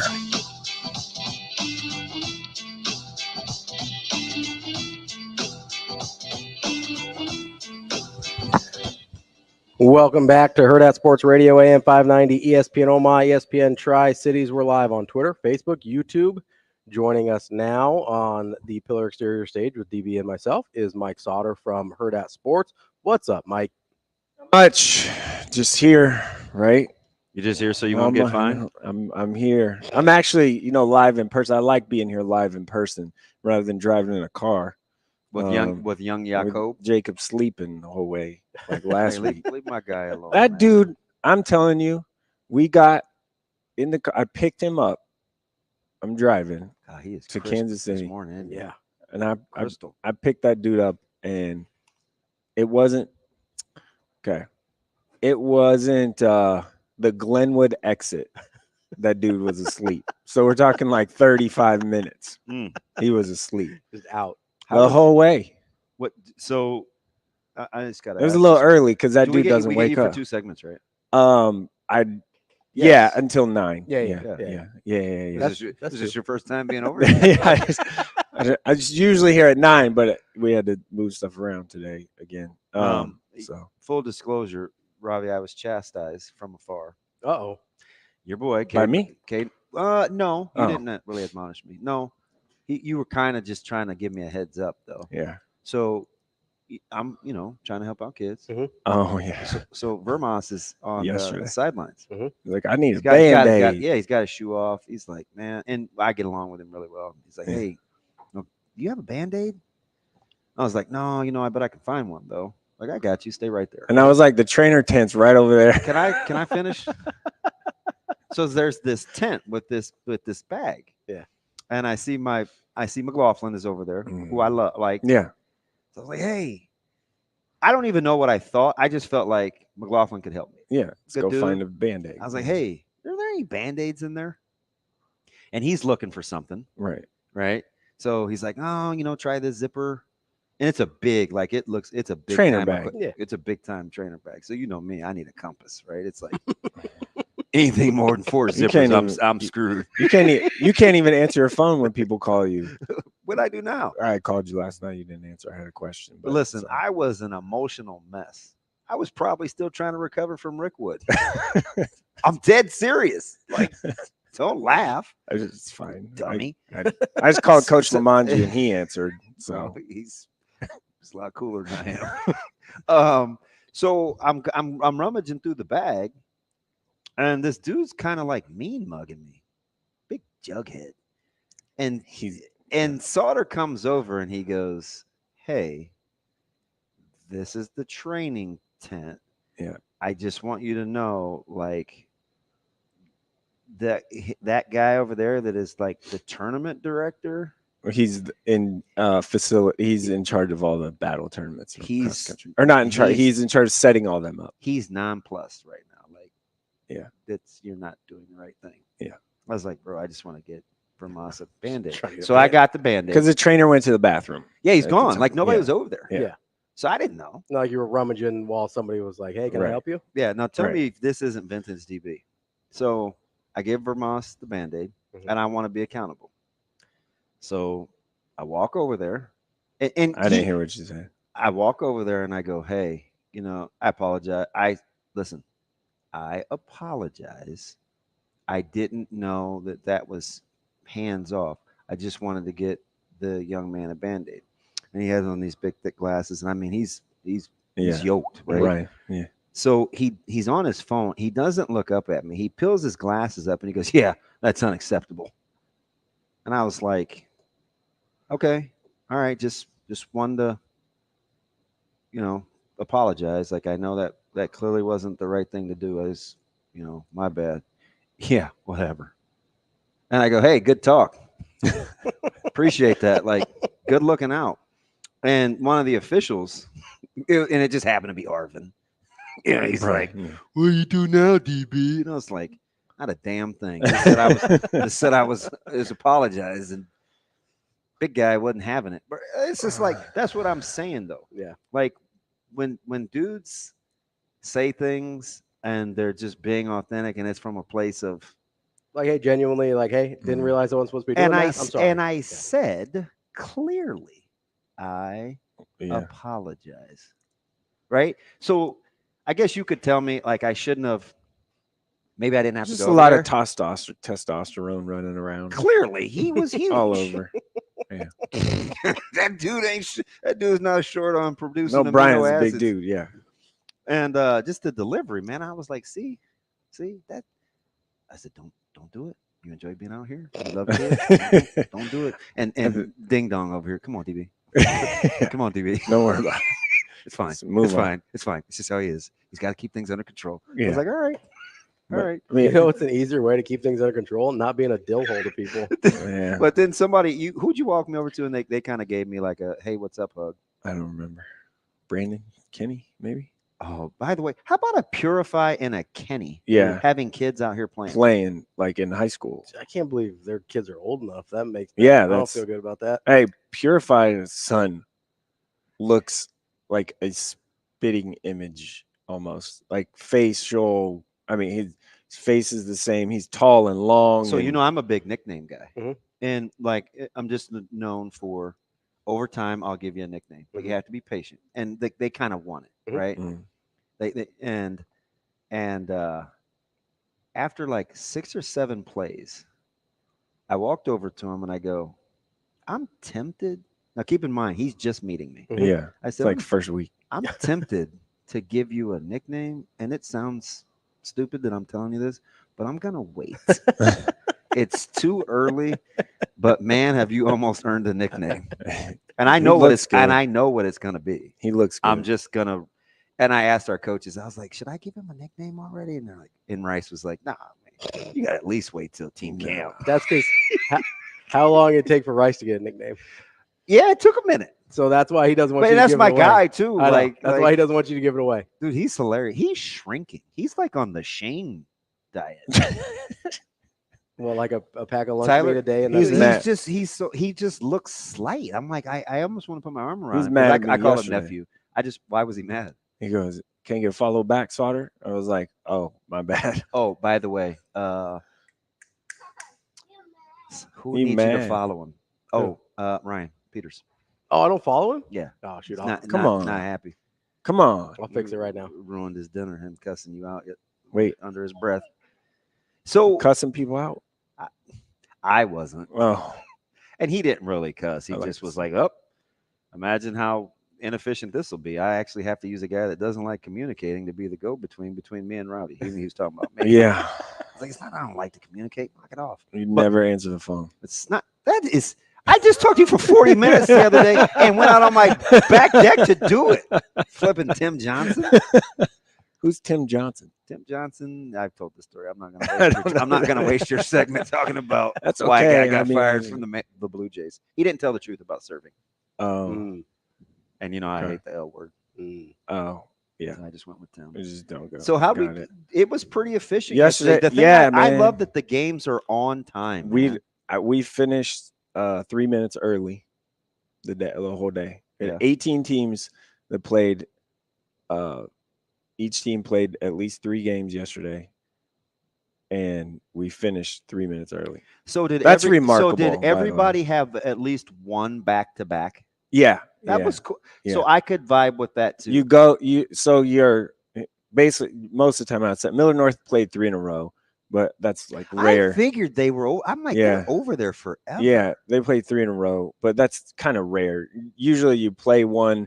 You sit 1, you play 2, or you play 2, you sit 1, you play 1. And it's literally like teams are there for a couple of hours and then they can go home if they want. It was slick. It is extremely efficient. Like the dudes. So I just like the field manager guys are great. I like the camaraderie. Yeah, it's great. There wasn't any issues yesterday with, today may be a little bit more. Yeah, today will be because we're getting the bracket play and you want to win and everyone's competitive and all that.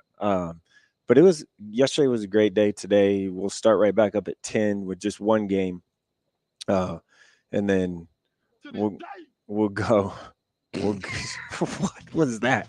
We'll go through. I think 3:30 is the championship game at Papio South. So we'll go through, about 4:30, be out of there. We're gonna, and when we come back, we'll take a break, get you for another segment, and we're gonna let Ravi drivel and drool over his guys from Miller North.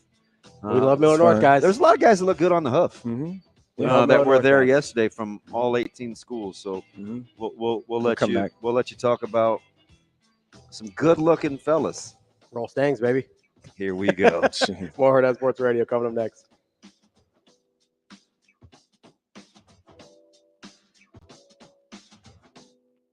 We will be back.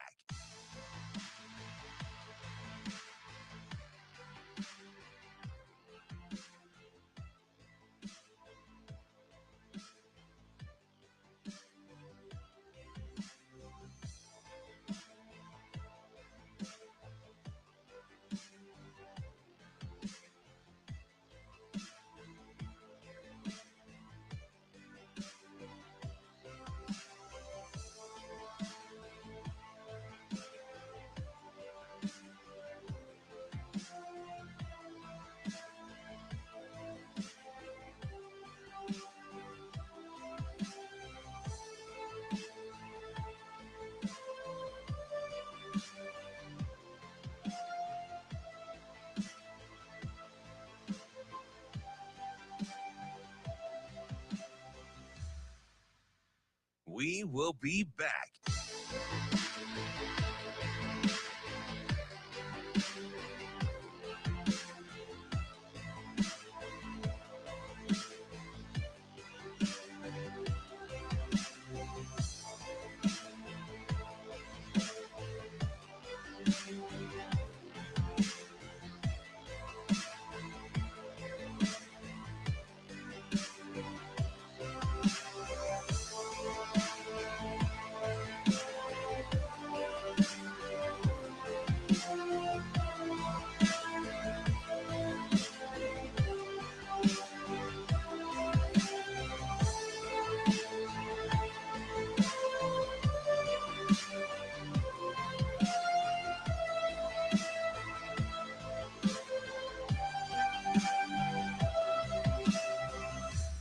We will be back.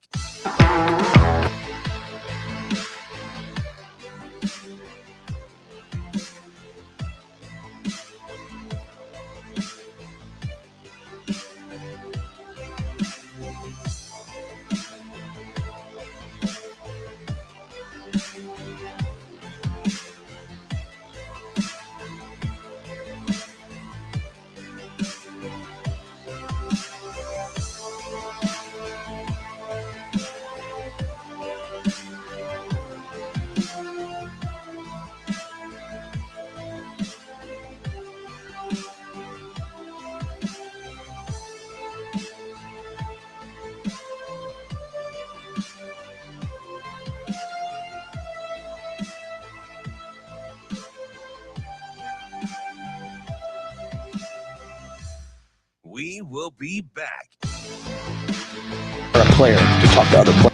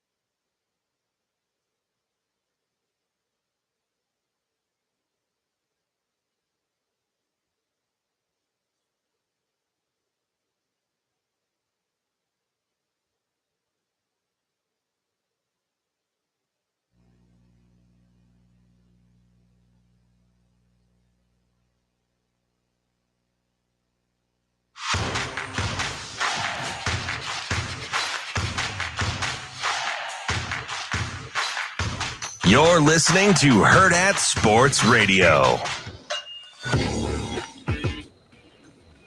We're back here on Hurrdat Sports Radio, wrapping up hour number 2 on AM 590, ESPN Omaha, ESPN Tri-Cities. That's DB. I'm Ravi, Lulla.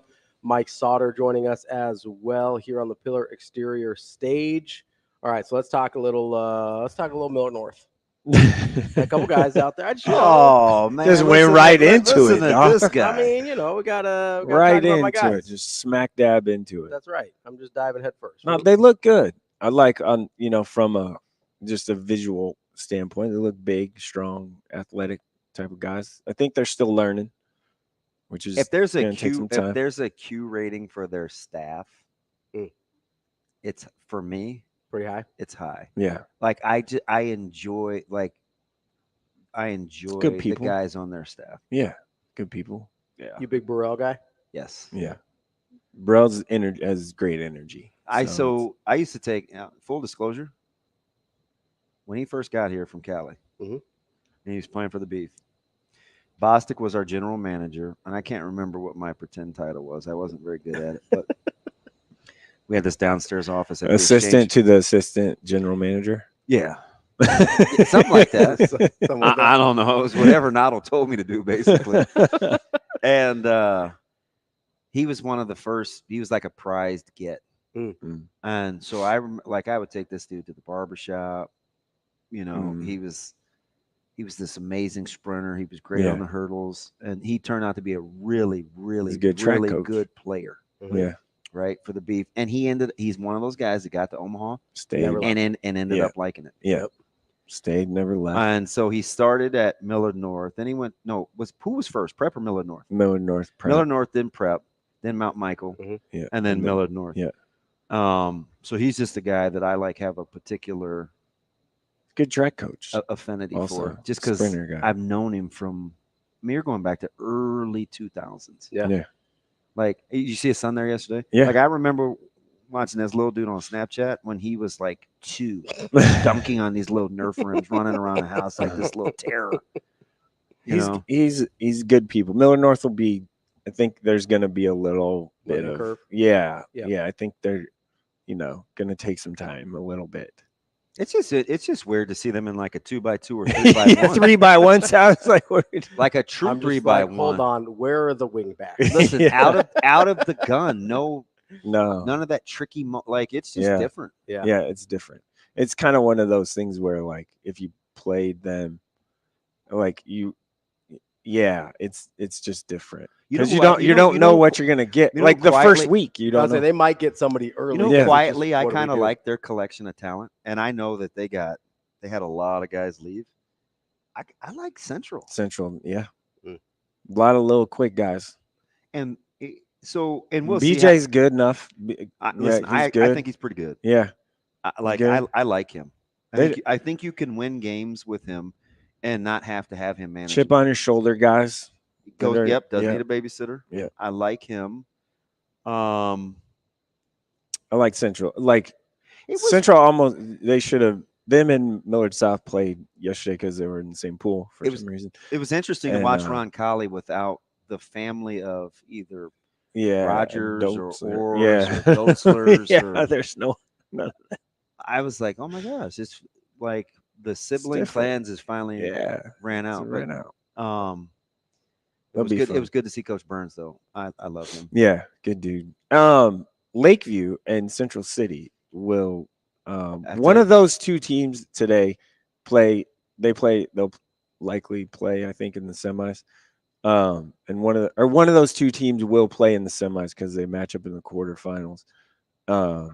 And they're a little scary, I think. Hey, who's on our half? If we could potentially go 12-2 and 3:30. 3:30, yeah. So I know we have Northwest at 12. Yes, you have Northwest at 12, and then if you win that, you'll either have Gretna East or Norris. Whoever wins that, and then on the bottom of that is Lakeview. I'm sorry, I jumped ahead. Lakeview or Scott. And Scott, listen. How about their offense yesterday? Yeah, it was cooking a little bit. I mean, I know they didn't win all their games. Their pool was hard. I said this during the state finals last year. Van Dyke's a good quarterback. Little dude can sling it. He's competitive. So he had the fake. Remember the fake punt in the pass during the, and I was like, maybe use a shot in the arm and try to throw it a little bit. Yeah. Hey, he fit the ball in some tight windows yesterday. He's a good quarterback. I had to kind of invoke a little bit of you don't like to coach guys super hard during this because you want to see what they can do. But I had some young outsides, and I had to call those guys over at the first two series. I was like, hey, listen. Okay, well, Lakeview Scott is right. I was like, hey, listen, this dude is accurate. Yeah. And don't bait him. He can fit the ball in. So let's just get to where we need to be and play football. Stop eyeballing this dude like he isn't going to needle you because Lakeview and Scott is at 11, and then after that is Central City Platteview at 11:30. And man, Ryman Ziebert is a grown man. He's a big kid. That dude, he's big. Yeah, so I was kind of, and maybe it's his demeanor because he's quiet. I kind of was expecting a little more oomph. Yeah, he's quiet. Yeah. He just kind of was. He's a big and maybe guy. it's just his personality. He's a good-natured kid, so he didn't say much. Yeah. But he's one of the few guys, and maybe good on him. Right. That didn't do a lot of yapping. No, there isn't a lot there. A lot of other guys that thought they're pretty good out there do a lot of barking, man. Yeah, can I tell you the one guy that I knew he's good, right? Like I knew he was good, but I was even more so impressed yesterday. Isaac Jensen. Yeah. Millard South. I'm going to watch him a little I'm telling more. you, man. He's the guy that kind of goes under the radar with them catches everything. I'm gonna have to. My most recent memory is in game. Right. So he's almost a year removed. I'm curious to kind of study him more. I did see that they put AJ. They're using AJ in the slot a little more. Yeah. No. Yeah. I've watched him. Yesterday was the third time. So second time I saw him in 7-on-7, and when they were playing North in passing league that day, he was in the slot a lot, and I'm like, watching having coached against like them and Bellevue. That's why I was telling you about maybe moving people for later on down the road. Yeah. Right. If we want to go to like big nickel or stuff like that, it's offenses like that that have good guys that can play in the slot. Yeah. Where a lot of teams can't match up. Where I know if we're going to play they don't have for any meaningful opportunities in the postseason, we have to be able to match up. Speaking of slot, Owen Zek was in the slot yesterday. Like that him. low dude, number 0. Listen, it's hard. I don't say it out loud For because I'm with South. our own guys, right? Yeah. And it's not like they don't want to hear me talk about other. I'm like, he was little Zek is nice. He was making plays yesterday. Hey, they got he's like their 5th guy receiver. So see, I'm not buying that. Everybody, I'm not. Let me tell you what happens. Okay. Well, they got. I'm not. Who's the kid? I'm forgetting from Central. I know what you're gonna say. They got dudes across the board. Lot. But I'm gonna tell you how real. And Sean hadn't even showed up yet. I'm gonna tell you how real offense works. They're all not gonna matter. You just can't. So somebody's gonna be a 1. Somebody's gonna be reliable. Somebody's gonna be the 2. It's hard to get a 3rd unless that's how your offense is built, right? They got a lot of options. So I know right now you call him the 5th, but what happens is it's game plans happen. I could see. So teams may say, "Hey, I'm not gonna do this. We're gonna play 2-man. We're gonna do this. Or we're gonna double in the slot. And you're gonna have to find somebody else. At least good teams will try to take your primary first couple options away. He's a guy. Could you see him? I could see him out of the backfield catching passes. He's a guy that could easily, in the course of a game, be unaccounted for. Right. That's going to be a bad match. I could see I him. know, like, the natural wisdom is to say, not any relation to Ty, just natural wisdom is the thing. He's this number. Yeah. But he just maybe he could be a guy in a particular game or two that's like pop off for we're out of answers. Could have like we're bracketing here, we're walling here. He could have like 4 catches for like 120. If that's the guy that beats us, you just tip your. That's how it works. Yeah. You know who wasn't gonna beat us? This other guy, Davon Hall. Yeah. You know who wasn't gonna beat us? Isaiah McMorris. Yeah. Right. Now, if Whaley and Goodwater got loose in the slot, okay. You're like, all right, good on you. Good, but those guys weren't gonna get us. So I just think you had because you can't take it all away. No, Zach though, you know how Miller South loves to run that wheel route. They love that with the running back. They have the best 7-on-7 offense in the state. I could see them running that with moving him to like that wheel. Dude, how about the little delay out the smash concept? I'm like, that's always going to be open. Yeah, it just is. He's in 7. It just is. Yeah.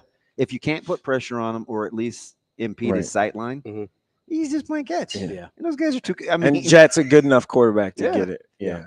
If he makes the right reads all the time. But I like the Vikings too. I'm glad you gave them a little bit of run. They look good. They were just starting when we were leaving. They were 3-0 yesterday.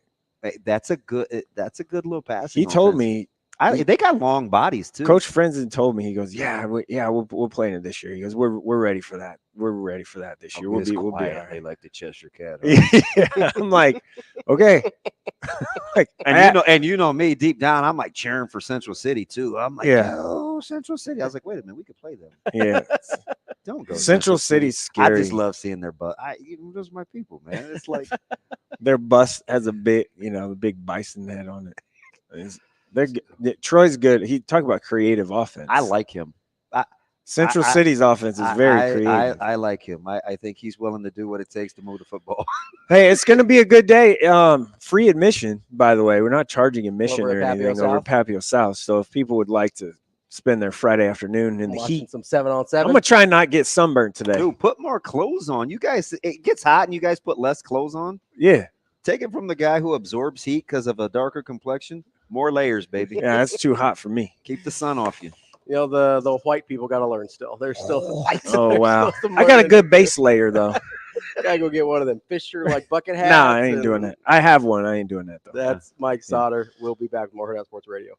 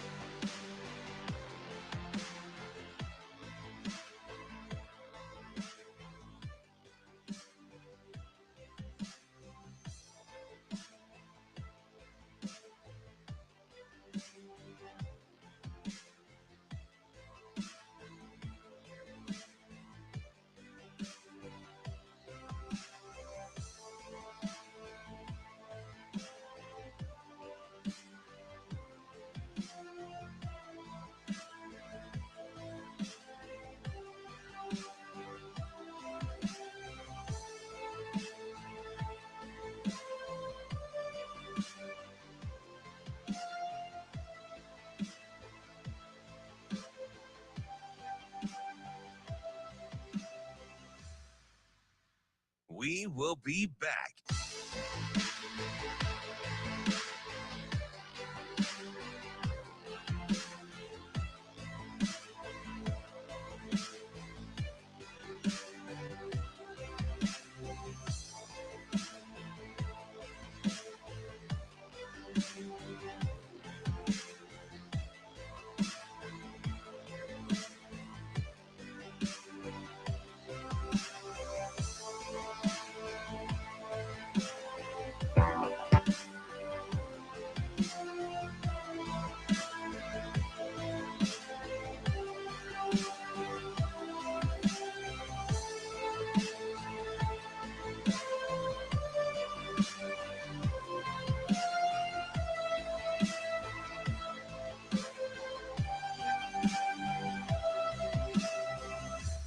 We will be back.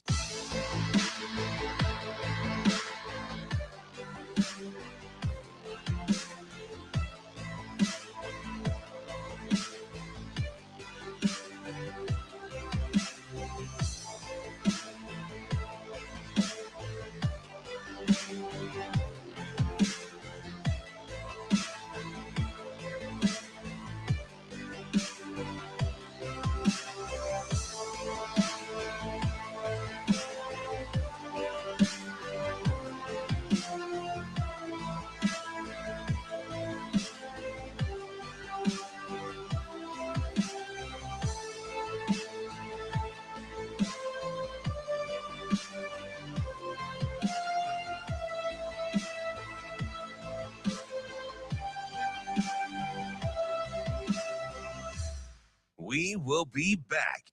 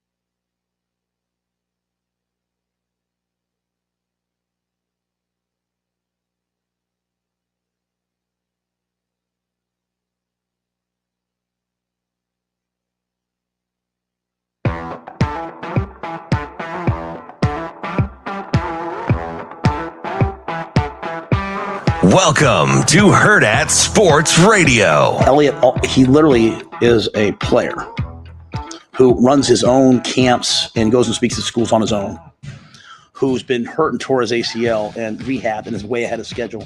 And he basically he's working for us as a player development liaison. So no, you would never hire a player to talk to other players except for Elliot Brown, because he's just a different type of guy. And the players love him. So like literally we're running a camp in Omaha youth camp. He's like, my camps are run so much better than this rule. And I was like, wow. He's probably right, though. Kicking off hour number 3 here on Hurrdat Sports Radio, AM 590, ESPN Omaha, ESPN Tri-Cities, KFOR in Lincoln. That's DB. I'm Ravi Lulla here on the Pillar Exterior stage. And we are joined now by Mitch Sherman from The Athletic. Mitch, how are you this morning? Good. I'm good. I'm smiling because you guys play that Elliott Brown stuff on the intro, and it's like you know me so well. It's like a subject that I'm very much in tune with, and having written about Elliott in November right after he tore his ACL. So the funny thing, and I'm going to let you go because I do like that we're staying in your wheelhouse. I remember we had him in studio. This was a handful of years ago. He came in with Teddy. It was Teddy's. He'd only been on campus for the off season leading up to the season. So that would have been 3 years ago. Yeah. And I remember when he left the studio, Mitch, and keep in mind, like I've known him obviously his whole life. And he left the studio and I go, every time they're putting on a basketball event, charity event, I'm like, every time I'm around him, I don't know if I should be 20 years older or we're the same age, right? Because he's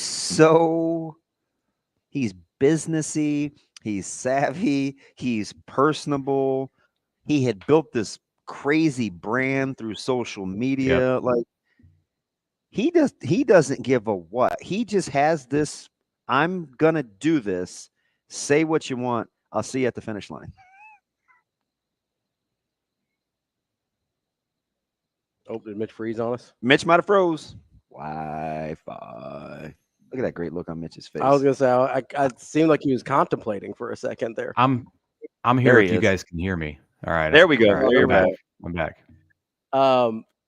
So, Mitch, with the Elliott Brown thing, I mean, I know you said that you appreciated Coach Rule, kind of calling that out, and what, DB kind of just gave what impressed him so much about Elliott Brown, but obviously you've got an affinity there as well. Like, what are some of the things, especially in light of what Coach Rule brought up yesterday, that stick out to you the most about Elliott Brown that maybe people don't know? Well, I haven't known him his whole life, but I did know Lance Brown, or was around Lance Brown when his dad played at Nebraska, and it's interesting to see that Elliott came from Lance. There's a difference. There's a certain difference there. There's obviously some similarities, and he got a lot from his dad. But like the entrepreneurial skills, like just the natural savvy to be in front of people, is pretty incredible for Elliott to have picked up at a young age. He was in high school at Elkhorn South, like that, hey, this guy's got like something different, something unique about him. So, I was very, I was very interested to see what he was going to be like. And when I sat down with him at Memorial Stadium last November to write about him, and, this interview was arranged before he got hurt, and then he got hurt. And a couple days later, he still did the interview and still had like this positive aura. Oh, Mitch is gone. Uh-oh, we lost him. Let's try and maybe just grab him on the phone, Shane. Okay. Thank you. We'll get back with Mitch here in a second. Seem having a little bit. I think Mitch likes being in the stream, though. I think so, but he might be coming back here. There he comes. I can see him loading. It's like when I think. Yeah. There he is. If he's done with football now or whatever it is, but like obviously he's got a bright future around the game and around athletics and just like around the digital world. I wanted to ask you about another guy that you wrote about yesterday, I believe, or at least were tweeting about in Jalen Gramstad. That's a super interesting story. I'm curious, because there's a little bit of debate going on locally. Are we excited about it because it's a cool story, or are we excited about it because it actually helps Nebraska? And I'm wondering what your thoughts are.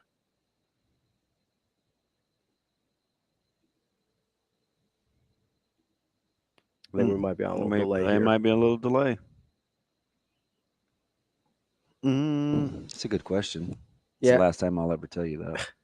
Well, I mean, it may not be a beautiful question like the one I asked Coach Rule, but oh my gosh. Shane, let's try and do the phone, Shane.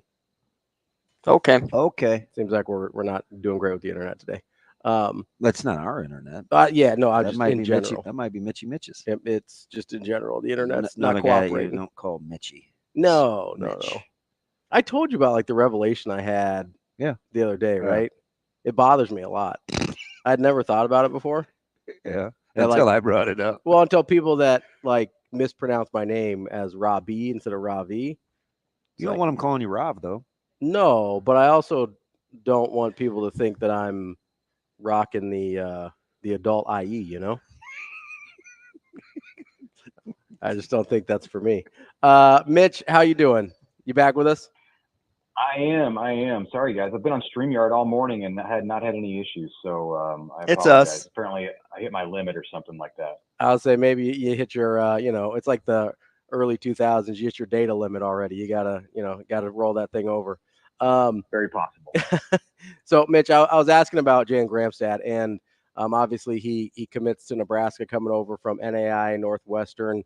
And I'm wondering, like, in your mind, are we sort of enamored by this story because of the story or because it actually might help Nebraska this fall? No, I'm enamored by it because like of what a tiny window there was for a quarterback to fit into, who was in the right place with the right mindset to be able to help Nebraska in the right way. I mean, this kid could have been from Massachusetts and it would have been just as, unusual and unlikely and like fortuitous for Nebraska that he fell in their lap. The fact that he was 3 hours away and grew up a Nebraska fan. And I mean, I think that one of the things people don't realize about that place in Iowa that he's from is like, that's LeVar Woods' like backyard. That's like, who needs quarterback help more than Iowa, and like needed it last year. And LeVar Woods is like, the shining star of their coaching staff, and he's from West Lyon. And if anything's going on in that part of the state of Iowa, I mean, you can be guaranteed that LeVar Woods knows everything about it. Is not going to miss, one stone to turn over. But, Gramstad had this affinity for Nebraska. And like when I talked to him a couple of weeks ago on the day after he came to the camp, and I watched him at the camp in Lincoln on June 10th, he said, I asked him, look, you're kind of blowing up right now. If you get other opportunities, are you going to go take some visits and explore things? I'm sure like most FCS programs would want that guy and give him whatever he wanted. He said, no, it's Nebraska, or I'm going back for another year at Northwestern, the NAIA school. So all of that, in conjunction with like the way that he can help Nebraska, that he can help all of the quarterbacks at Nebraska in different ways. Like he can help Dylan in a completely different way than how he can help Heinrich Harburg or Daniel Kalen. All of that stuff is just extremely intriguing. And that has nothing to do with necessarily his story at Northwestern or like what he's done on the football field. I just think he comes across as like this really, really cool customer. Like you either have it or you don't when you play that position. And my takeaway from him, despite the fact that he's, 5'10" and 193 pounds, like he's got something. He's got some moxie. He's got the it factor. Like I don't expect that he's going to, be the starting quarterback at Nebraska this year, but like his value to Nebraska in that room is potentially massive. It's interesting. Like, where would you put maturity on Nebraska's need to list in the quarterback room? It's there, and this addition has helped that. You have a pair of true freshmen who are both mature in their own ways, in different ways.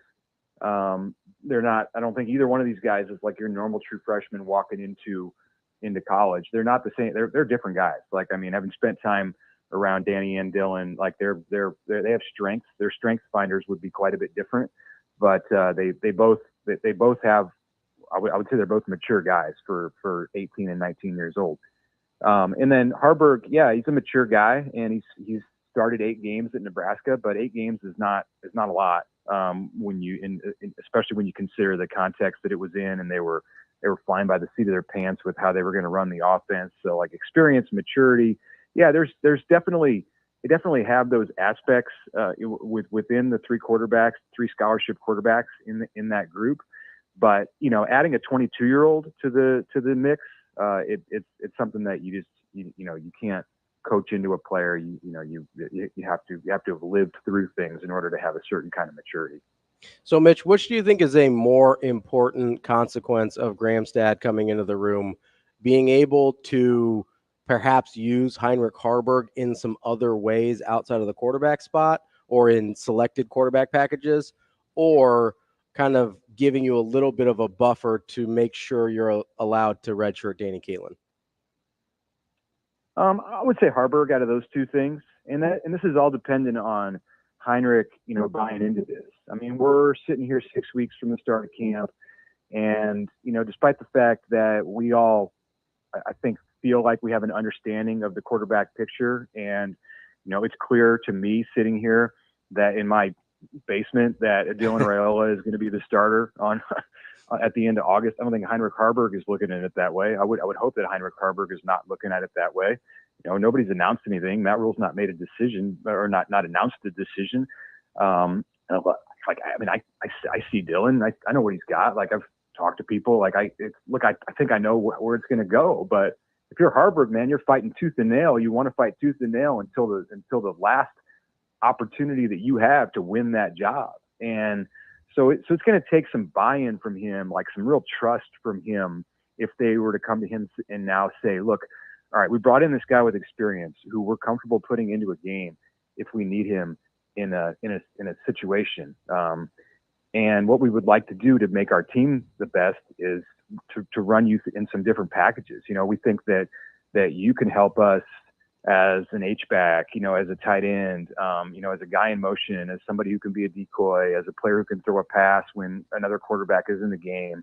And this is a path that, you can use to showcase your athleticism and give you the best opportunity to play in the NFL in a couple of years. If they go to Heinrich and say that, there's a certain concession that he's got to make, and he understands that he'll be making if he starts to train in that way. So I think that's the best thing for Nebraska, and it would be great for Heinrich in the long run, but I also understand that it's not going to be an easy decision for him to enter into. Yeah, and I know conventional wisdom, because it's what we immediately trying to do. Okay, hey, so what does this mean for everybody else in the room? And I don't know if it frees Haarberg up any more or less or not, but I do know one thing. Even when he was the backup quarterback, the direct backup quarterback last year with Jeff Sims, he still had the opportunity to be utilized in other packages, right? It was Minnesota, which was game one, in which he was ready to do other things for that offense. So whatever they're going to do with Haarberg, I think they could do whether Gramstad was there or not, because they did it last year. I think I look at it more in terms of how it impacts a guy like Kalen in terms of where he needs to be at what time, because then it becomes more about those two situationally and the patience or the lack of patience you'll need to have with Kalen, in my opinion. Yeah, well, there's definitely value there. I mean, I guess I would say that I think even if you just had three of them and Gramstad was not in the picture, that you would aim to redshirt Danny next year, and you would hope, look, if things happen where there's multiple injuries, then that becomes an impossibility. Then fine, you play the cards that you're dealt. This enables them to go into the season with even more of the mindset that he's not going to play in more than 4 games. And I think that should be something that they're able to accomplish. And back on Heinrich, I think he can do even more in preparing himself to be a weapon in this offense than what Nebraska did for him before the Minnesota game last year. If you talk to Heinrich about how that worked out and how that went, it was late in the preseason, late in after training camp. It was a few days before the season opener last year when they talked to him about going and catching a pass and doing something. And he's such a natural at showcasing his athleticism in ways beyond the quarterback position that it was easy for him to pick up, and he just repped it a few times in practice, and then he was they felt comfortable with him doing it in the game. Not to say that if he had stayed number 2 all season, that they wouldn't have felt good about using him in practice and eventually in games and even more packages. But I think if you have a guy like Gramstad, it makes it even easier, and you're more comfortable with the coaching staff training him to be that player. Hey, so Mitch, let me ask you, if I was going to try to convince you, hey, I really like the mindset in the offensive line room. I love the temperament. I think it's a position group that everybody wants to model their uniformity. And I also think they're nailing the temperament in the quarterback room too, with the guys in that room. Because I think, and listen, I'm a defensive guy. I want to err on the side of defense, but I think if your team is led by your O-line and your quarterback room, you have a much better chance than if it's led by your safeties and D-line. No disrespect to Jason Peter, Mike Brown, or anybody. What would it take me for me to, would I have to convince you that you can see what they're trying to do with the mindset in the quarterback room, right? Because I think you'll agree that the offensive line room, yep, they're kind of being the bell cow. How close or how much debating would I have to do with you to convince me that they're getting the temperament in the quarterback room right as well? Well, I think I just want to see some results. Okay. I think, I believe that I see what you're talking about. I believe they're doing the right thing. I believe it's the proper approach to not make any kind of pronouncements about what their plan is at quarterback when you've got true freshmen in the situation. I think you take it as long as you can, and when it becomes obvious to everyone involved, like then, yeah, you go out and you say this is what our plan is at quarterback, and beyond that, just the mindset that Glenn Thomas is bringing to that room, and just how it mixes with the personalities that they have. I think they have the makings of something that can serve in that role that you're talking about. But, as far as going out there and like being the bell cows, the word you used for the offensive line, I mean, I think we're a little bit of a ways away from that. The quarterback, by the nature of the position, is going to be a leader, you hope, within your organization. But what about emotionally and not physically, or does O-line have to be both for that real handing off to happen? Yeah, I think the O-line is a bigger piece of it right now. Quarterback's going to be super important. Of course, he's the quarterback. But I think asking him to be the emotional or physical leader right now is a lot, and I don't think they want to do that.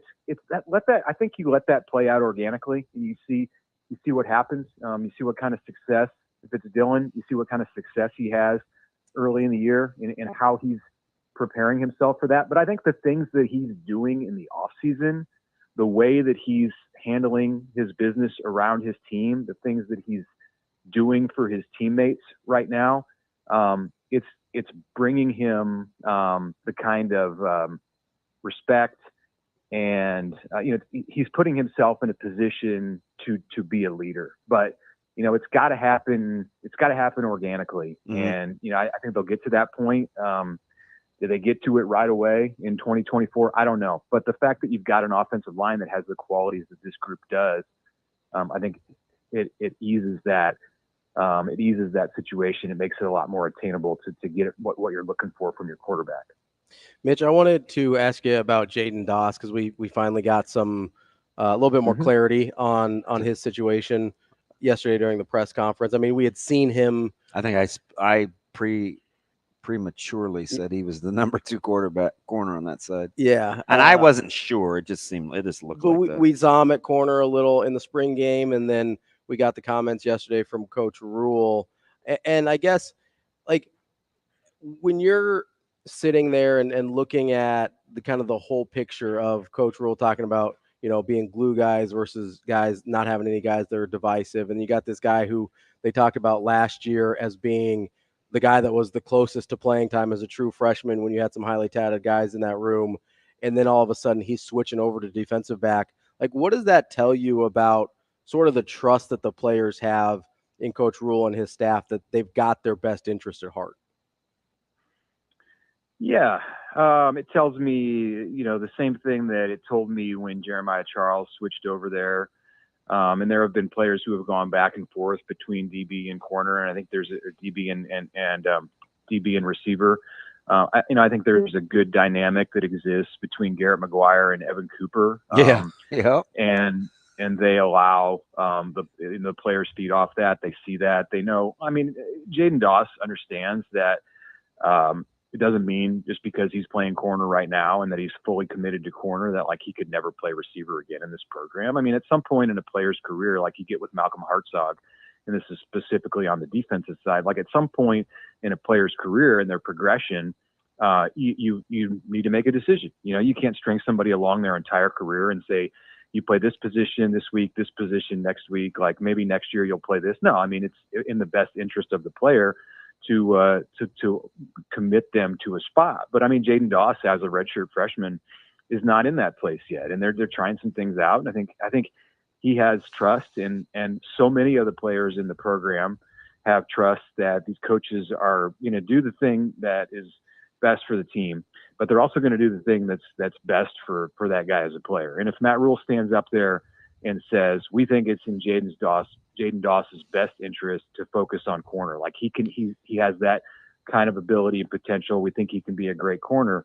You know, Jaden understands his own situation better than anyone. Like he knows what he feels most comfortable at. And if he thinks if that's just lip service and that's not the reality and that's not true, and he's better suited physically to be a wide receiver, like he's going to know that. And, you know, it's not, then that's a problem with him. So Matt Rule doesn't say that kind of stuff unless he really believes it. And, unless it's really true that Doss is a good fit at corner. And, you know, that's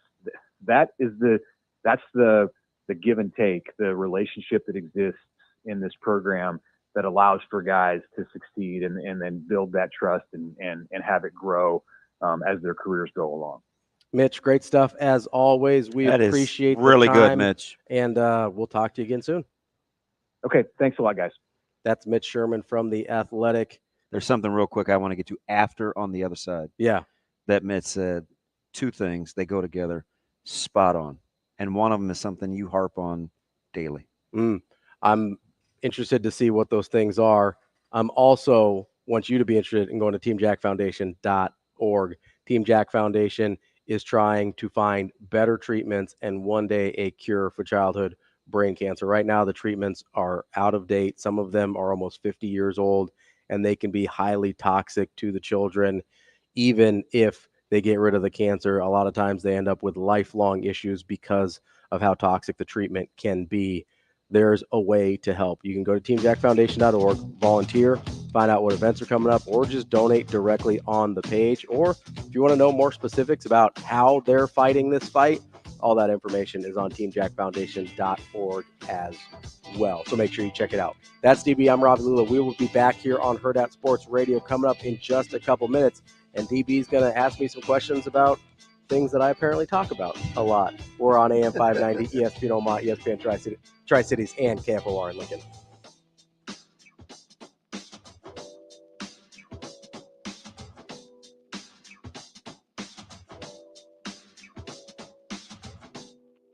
We will be back.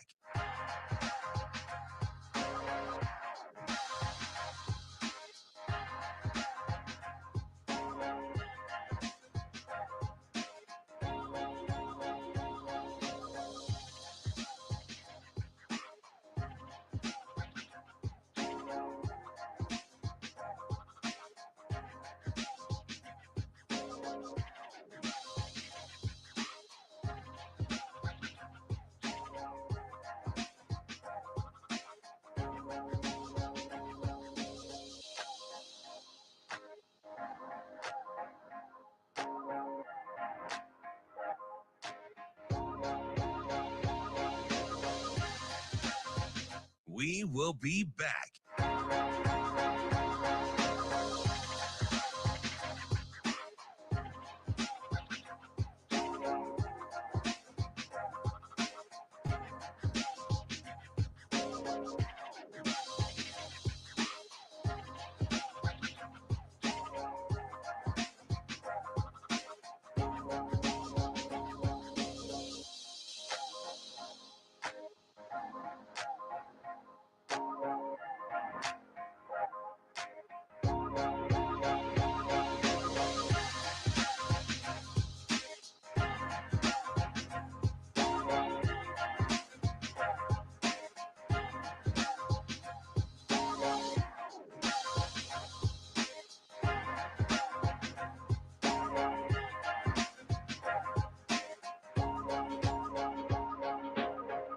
We will be back.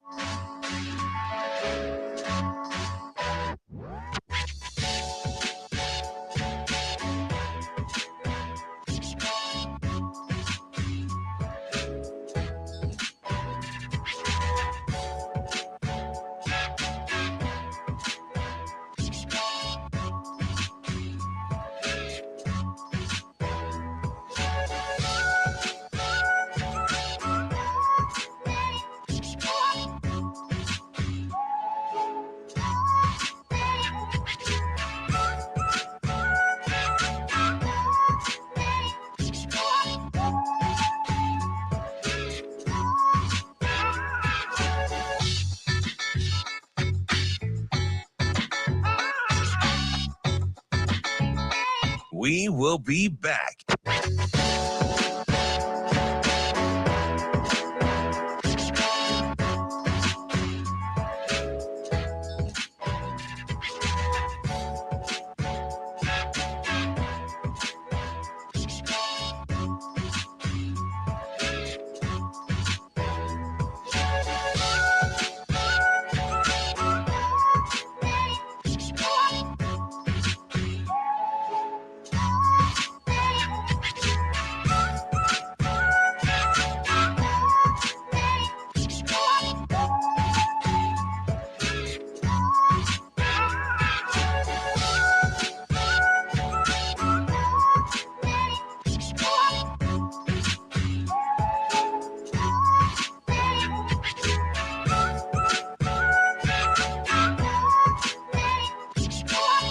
We will be back.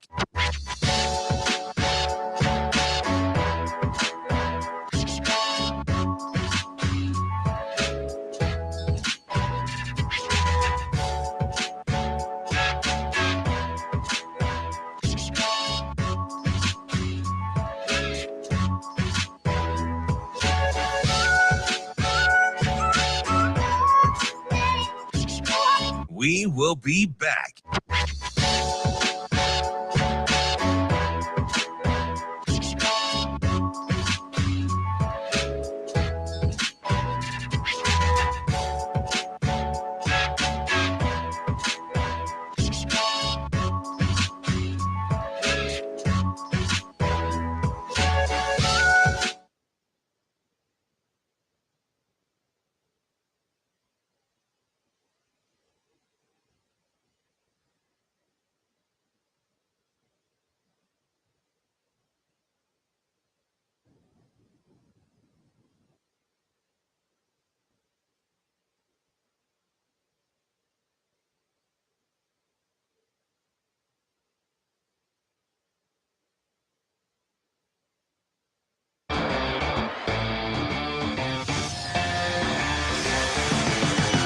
You're listening to Hurrdat Sports Radio.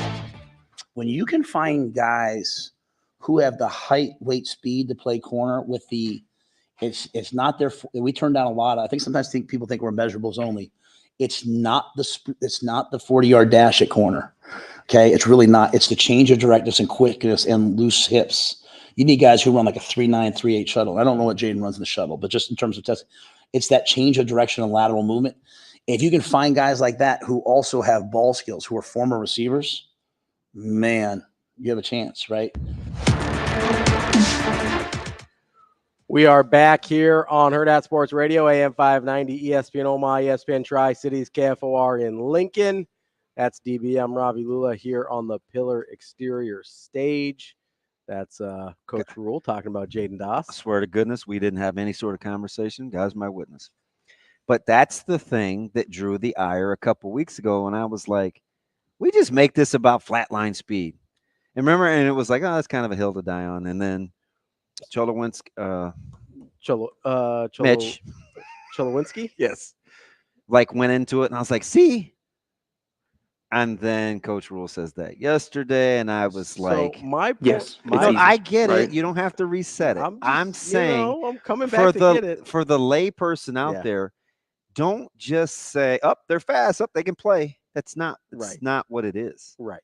You know, it's because not as direct of a correlation as we want to make it seem. No. No. Almost nothing in life is. So, but he did, like, that was my C moment. Unfortunately, he did something similar with something you harp on incessantly. What's that? Mitch, like, so he said something that is really, really, really undervalued in a coaching staff.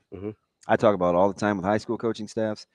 It's even more important with college coaching staffs. The ability to get along and be cohesive.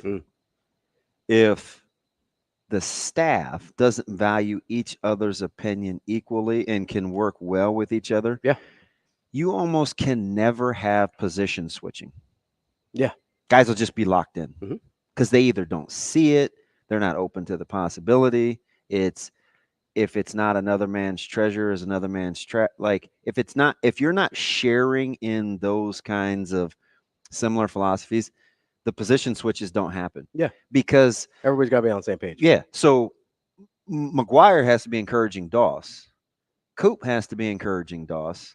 They both have to see eye to eye. If McGuire's going to give up Charles, you know what I mean? So you don't have like Gradney going. You don't have any of the position switching if guys aren't on the same page. Don't ever undersell that. Well, I've seen. Hey, it's kind of a microcosm again of this thing we talk about not caring who gets the credit. Yeah. Okay. Right? That's kind of you'll bang that drum. Yeah. Well, I almost brought it up. One of the first things that I think it was the first question that Coach Rule was asked yesterday was about the facility. What's the first thing he said? Well, we didn't design most of that. The last staff did. Right. Knowing full well how the state feels about the last staff and knowing all the cleanup that he's had to do from the get initial it to where he wanted. And still, he goes out of his way to give credit to somebody else when he doesn't have to. I know. Like, that's the thing is you don't like. That's why my mom says he is him. There He's is just him. I mostly do it with accountability, but it's true when giving credit to people too, right? There's different levels of it where it's like, okay, there's people that just are not accountable at all, right? That's the lowest level. Then you've got the people that are accountable when they're called out. Like, it gets brought to their attention. They're like, hey, that's my bad. I got you, whatever. And then like the highest level of it are people that are proactively accountable. They self-reflect. They're like, man, I shouldn't have done that. They go. Even when they get their hand slapped for apologizing over being in a training bag. Yeah. Well, it's a very specific example. But those people that go proactively be accountable, you don't have to call them out on it. They go to you and be like, hey, I shouldn't have acted that way. I apologize. No, and you know what? Full disclosure, if I'm being honest, do you know what the number one reason why I went over there? Why? This is okay. Yes, I wanted to be accountable. Yeah. But I was like, I don't want him to think some random black guy's just over here rummaging through his stuff. Yeah. So you called it out. You're like, I immediately thought how it must look to have cognizant of it. Yep. Yeah. I don't feel good about that. Sucks. I don't feel good about, like, that was part of my thought process. Yeah. But if I'm 100%, it was part of my thought process. I was like, man, I don't want to portray that image. Like, let me just go over here and set the record straight. Yeah. Listen. It wasn't. I wish the order was, let me set the record straight, because if these are the rules and I messed them up, that's all. I just want to own it. It was kind of like 1 and 1A. Sure. Right? And that's, I mean, unfortunately, that's a math equation that you have to do sometimes. Like, how does this look? Yeah. Right. Okay. So the other thing that you say all the time, and Mitch hit on it as well. That's why I truly enjoy talking to Mitch, as you know. So not only did he call that out, he expounded on it by saying, Coach Rule said what out loud? He said the quiet part out loud. He addressed the what in the room? Elephant in the room. I think he can be good. He's going to be good. Yeah, and then he goes, he's going to be really good. Right? Like, almost like he knows something we don't. Basic, which I think there's a lot. Right? So, but basically he was like, hey, he could be good as a receiver. This is what I heard. What do you always hear? What do you always say? You have to be willing to do what? Live with the consequences. If you're going to be vulnerable. Right. If you're going to put it out there, you got to live with the consequences. Didn't he just did that. Mm-hmm. So what does that do for Doss? It gives him an incredible amount of confidence. What does it do for the fan base on the position switch? It suddenly makes him be like, all right, we got to trust him. Right? We act like... Because he's not a cast-off anymore, right? A lot of times we look at position switches like cast-offs. Yep. Right? We're like we think of the one that worked. And he went into the specifics. Yeah. Hey, this height, you're this weight, hip you move flip, like can this. do this, like get it, not long speed, this, that, like. We typically think of position changes as cast-offs, right? Like if Heinrich Harburg had ended up at tight end, we'd be like, cast-off, couldn't hack it as a quarterback. The one guy that worked that we think of off the top of our head is Stanley Jean-Baptiste, going from wide receiver to corner and ends up playing in the NFL as a corner, right? Well, how was it perceived with Tommy Hill when he went to offense? We were like, oh God, he must not be able to hack it on defense. Yep. And then they're putting him back on defense because like, it wasn't really explained. It was kind of like, we don't know what to do with him, but he just shows some skills. That's what it felt like. It was like, well, we'll just toss him out there, see what happens. Yeah. And in that instance, and it doesn't help Tommy emotionally either. No, but in this instance where he goes, hey, basically what I heard him say was, we think Jaden Doss is a good receiver. We think he can be a special corner. Yeah. Right. And if you have an opportunity to have somebody be special, you do it. So when I'm talking about Ethan Nation a couple weeks ago, and I'm like, hey, listen, like, let's not just be that dismissed. We don't have to sound the alarm. Mm-hmm.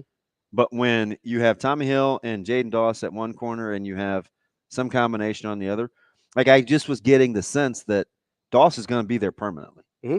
Oh, yeah. Right. I mean, I think they need him there. But what I didn't want, again, this more full disclosure moments, why I made that distinction is because I didn't want people to think just because Lloyd and Barney and these guys are good in the wide receiving room that he was going to be the odd man out. Yep. Yeah. Yep. He moved because he could be special somewhere. But I didn't know, like, I can't say that because I don't know how he's going to be. Yeah. I'm saying that I'm building that case a couple weeks ago because they clearly, if you're going to move a guy that played last year, that was ready-made, and we had used him 55 times as an example of a guy that came in ready to go, and you can't rest on your laurels, and other guys could just be progressing and this, that, and the other. I felt like it was the right thing to do to say he could also be pretty good too. Yeah. Right? Like a lot of guys aren't willing to wear two jerseys. All right, let's get to Michigan Lance real quick. Lance, you've got like literally 1 minute. What do you got? All right, man. Hello, LTG. What's happening, DB? My man. Hey, DB. Yes. Now, you've been having an attitude with me since I've been gone for 2 years. All right, for 2 years, you've been having an attitude that I left. My friend left me. Man. So now that I'm here, hi. Am I going to see you? Yes. I had something planned. Yes. I'm here till next. Is it the plan that I told you about? Yes. With my son. I will. Is that going to come into fruition? I will. We will be in Lincoln together. Yes. Okay. When is that? I need a date. I need Caleb. I mean, I'll ask him. Like, I'll set it up. Hey man, I need time. Hey, Rob, you gotta understand, man. DB friend, it's hard to be DB friend, man. You don't get a lot from the other end. I tell you, man. Wow. This dude, even though I still love him, but hey, but you go to the barbershop though, right? Yes. Okay, so I will meet you over there. I will at 11:45, right? Okay. Yes, I have. Well, hey, give me a time, DB. Come on. I'll call you after the show because I have some foundation people coming to the house. I think I got a company coming. Okay. Can you just let me know when you're on your way to the barbershop? Listen, am I my brother's keeper? At 10:10, I will call you. Thanks, Lance. Coming up next, we got Matt Vrzal to wrap up the show. Oh, great. We will be back.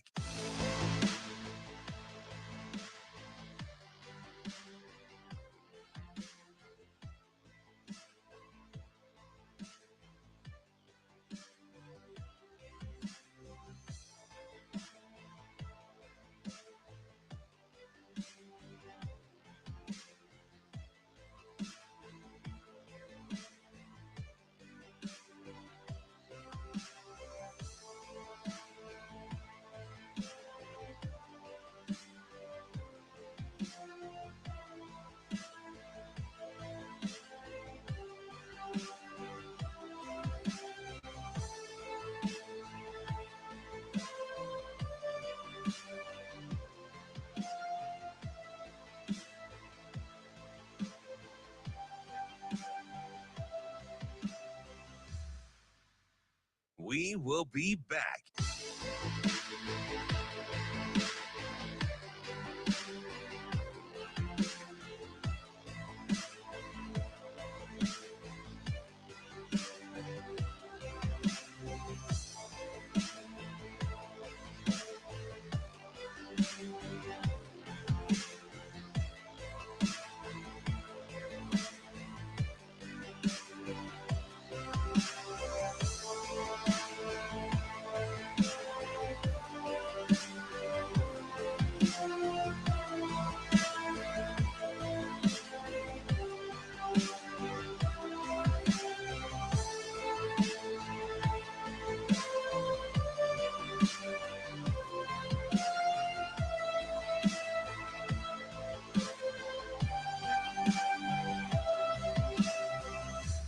We will be back.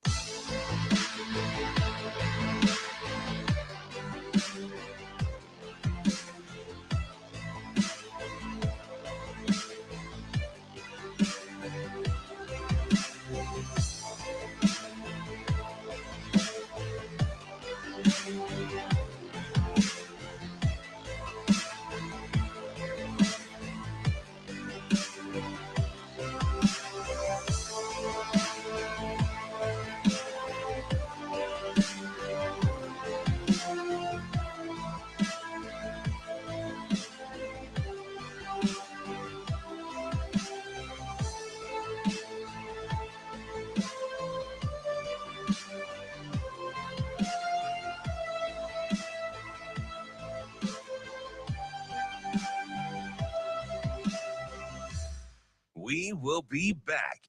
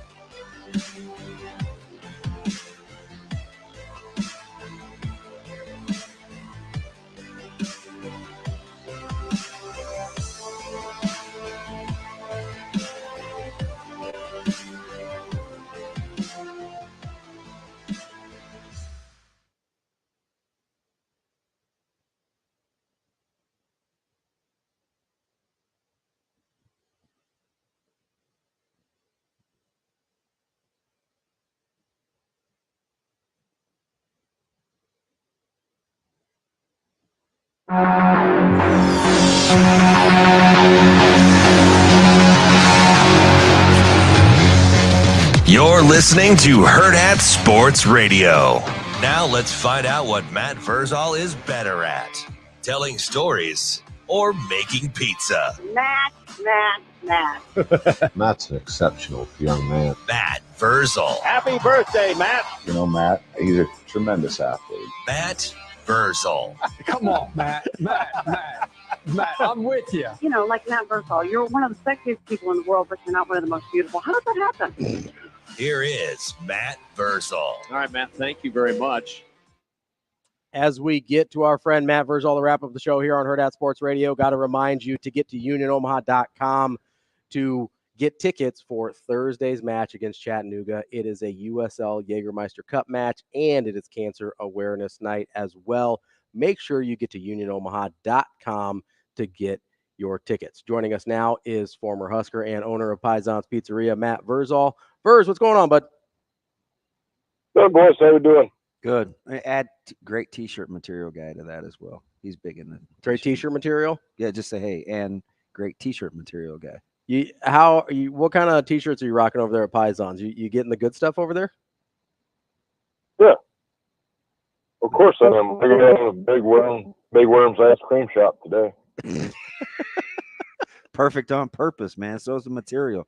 Hey, by the way, I appreciate you firing me that deal over for baseball. I'm a big fan of trying to raise NIL money for Nebraska sports, man. That's a pretty cool idea. Whose idea was that? Oh, come on. You know that. Oh, so was it hers? Oh yeah. Oh, I honestly didn't know that. It's the parents. Yeah. the good part about media is that you get a lot of information. The bad part about media is you find out how far behind you are in some things. Yeah. So she's got Sister Megan has numbers, and the SEC has $858,000 for their baseball team, and I don't know what we have, and we're going to raise money. I'm like, great. Let me know how I can help. That's a fantastic idea and it's right on cue, Maddie, because how many times have we had the conversation in the last month, especially post Big Ten tournament and CWS, what kind of baseball program do we want Nebraska to be? Right. So it's right on cue. I couldn't pump that out fast enough. Tell me this. And I just tweeted it out. Damon tweeted it out before, but it's for Nebraska baseball golf outing. All the proceeds go to the baseball team's NIL. It's at Woodland Hills on August 23rd. Tell me this. We got foul poles sponsored by Chick-fil-A, right? How is the bullpen not sponsored by our good friend Les Vogler at Vogler Seaman Center? Yeah. I would, and he could make a funny joke about like bull semen and stuff. He has the best T-shirts. I can't even wear them in public. Imagine the Vogler bullpen, the Vogler Seaman bullpen. I mean, they write themselves. It's so amazingly. I would just be like, I'd call that guy, be like, how much you gonna give us? Dude, he has. I mean, not to put him in your category of creative T-shirt designers, but his business T-shirt. Number one, it is a fantastic material. Number two, it's a perfect color, but the whole handy, like it is a great T-shirt. I'm just afraid to wear it. Well, I don't wear just T-shirts anyway, but if I do, you wear it. I wear it all the time. It's the same material as the Pisons one. Oh yeah. Yeah. The less you care about what people think, the better your life's going to get. You keep telling me that, and at some point listen, am I better in 2024 than 2014? Oh yeah. Okay. Oh yeah, you made great strides. Progress. I told you many times I'm proud of you. Oh Lord. Even though you're mean to me and you say I'm a mean person. Oh yeah. Yep. I got a question for you, Matt, because I try not to just ask this based on what we've been through, but I'm trying to make the case because I hear the position coaches and how much reverence they have for Rayola's room and their work ethic. And you know how you guys were always out on the field before, just whatever, right? When the bigs go first, it kind of isn't easy to follow. And I think they're getting the temperament in the quarterback room right too.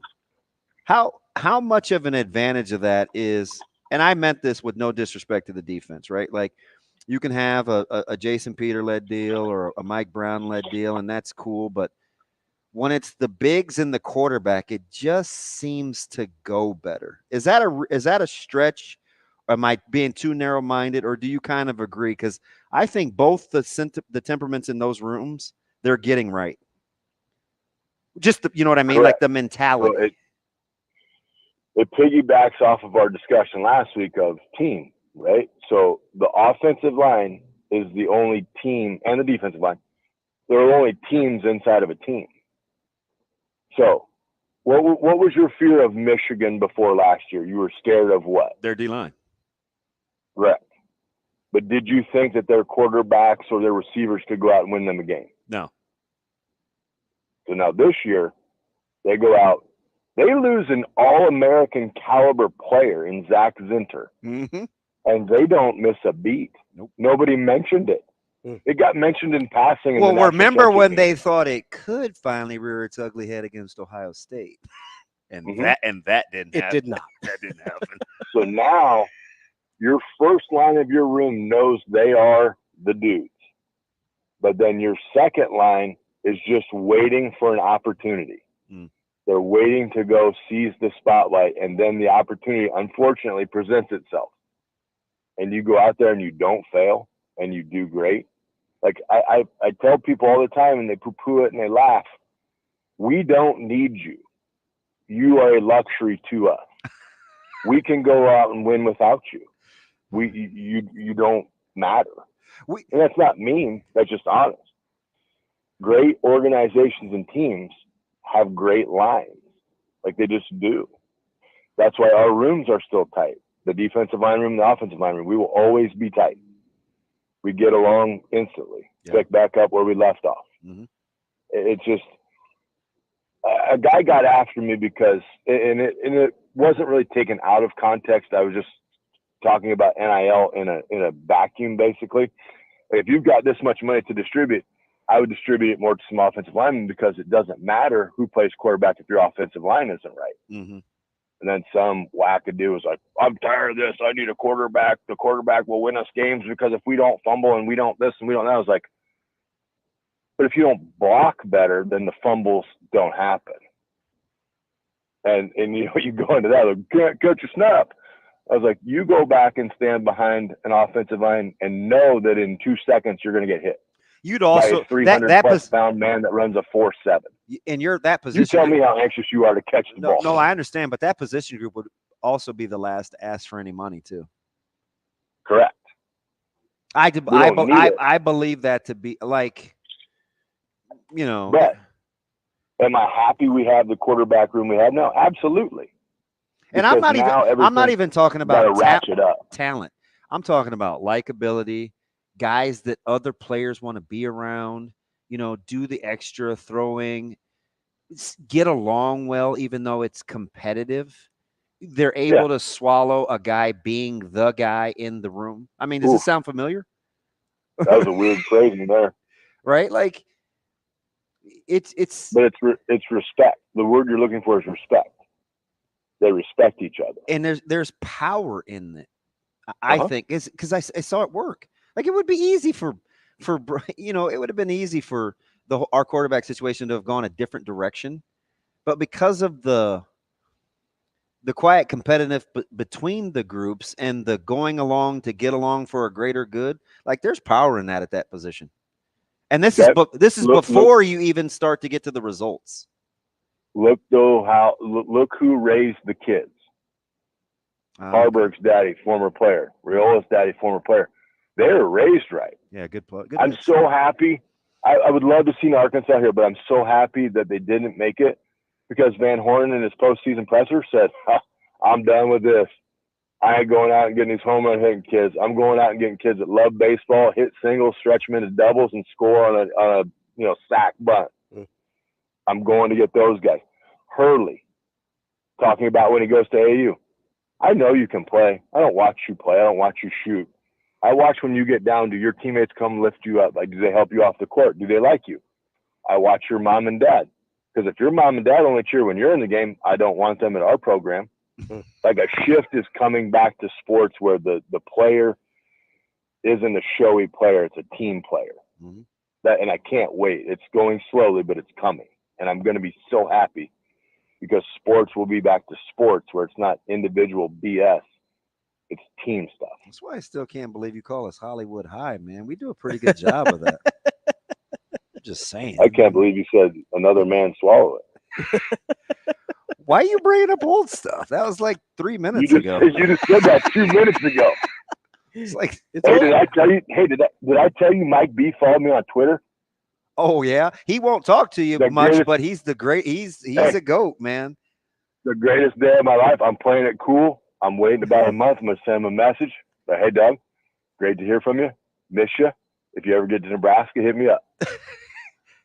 Mike, he is the most reluctant, quiet superstar maybe ever. That dude doesn't bother a soul. No. But inevitably in Chicago, when it comes up in conversation that I went to Nebraska and played football, they're like, you know Mike Brown? I was like, yeah, I know Mike B. Like that.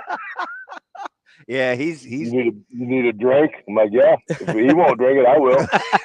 He's great, man. That's our guy, Matt. You finally made it to the big time, Matty. Congrats on the follow. I feel good about it. I know it was a big day for me. I know it is. I may have fist pumped. If you get some downtime, come see us out at 7-on-7 today. Your boy Van Dyke looked sensational yesterday. Well, I don't watch catch. I watch football. Sorry, bud. That's Matt Vrzal, not here for 7-on-7. No. Verz, we appreciate it. We'll talk to you next week. See you, boys. Thanks, buddy. That's the show for the week. That's DB. I'm Ravi Lulla. We'll be back on Monday with more Hurrdat Sports Radio. See you. Have a good day. Love you.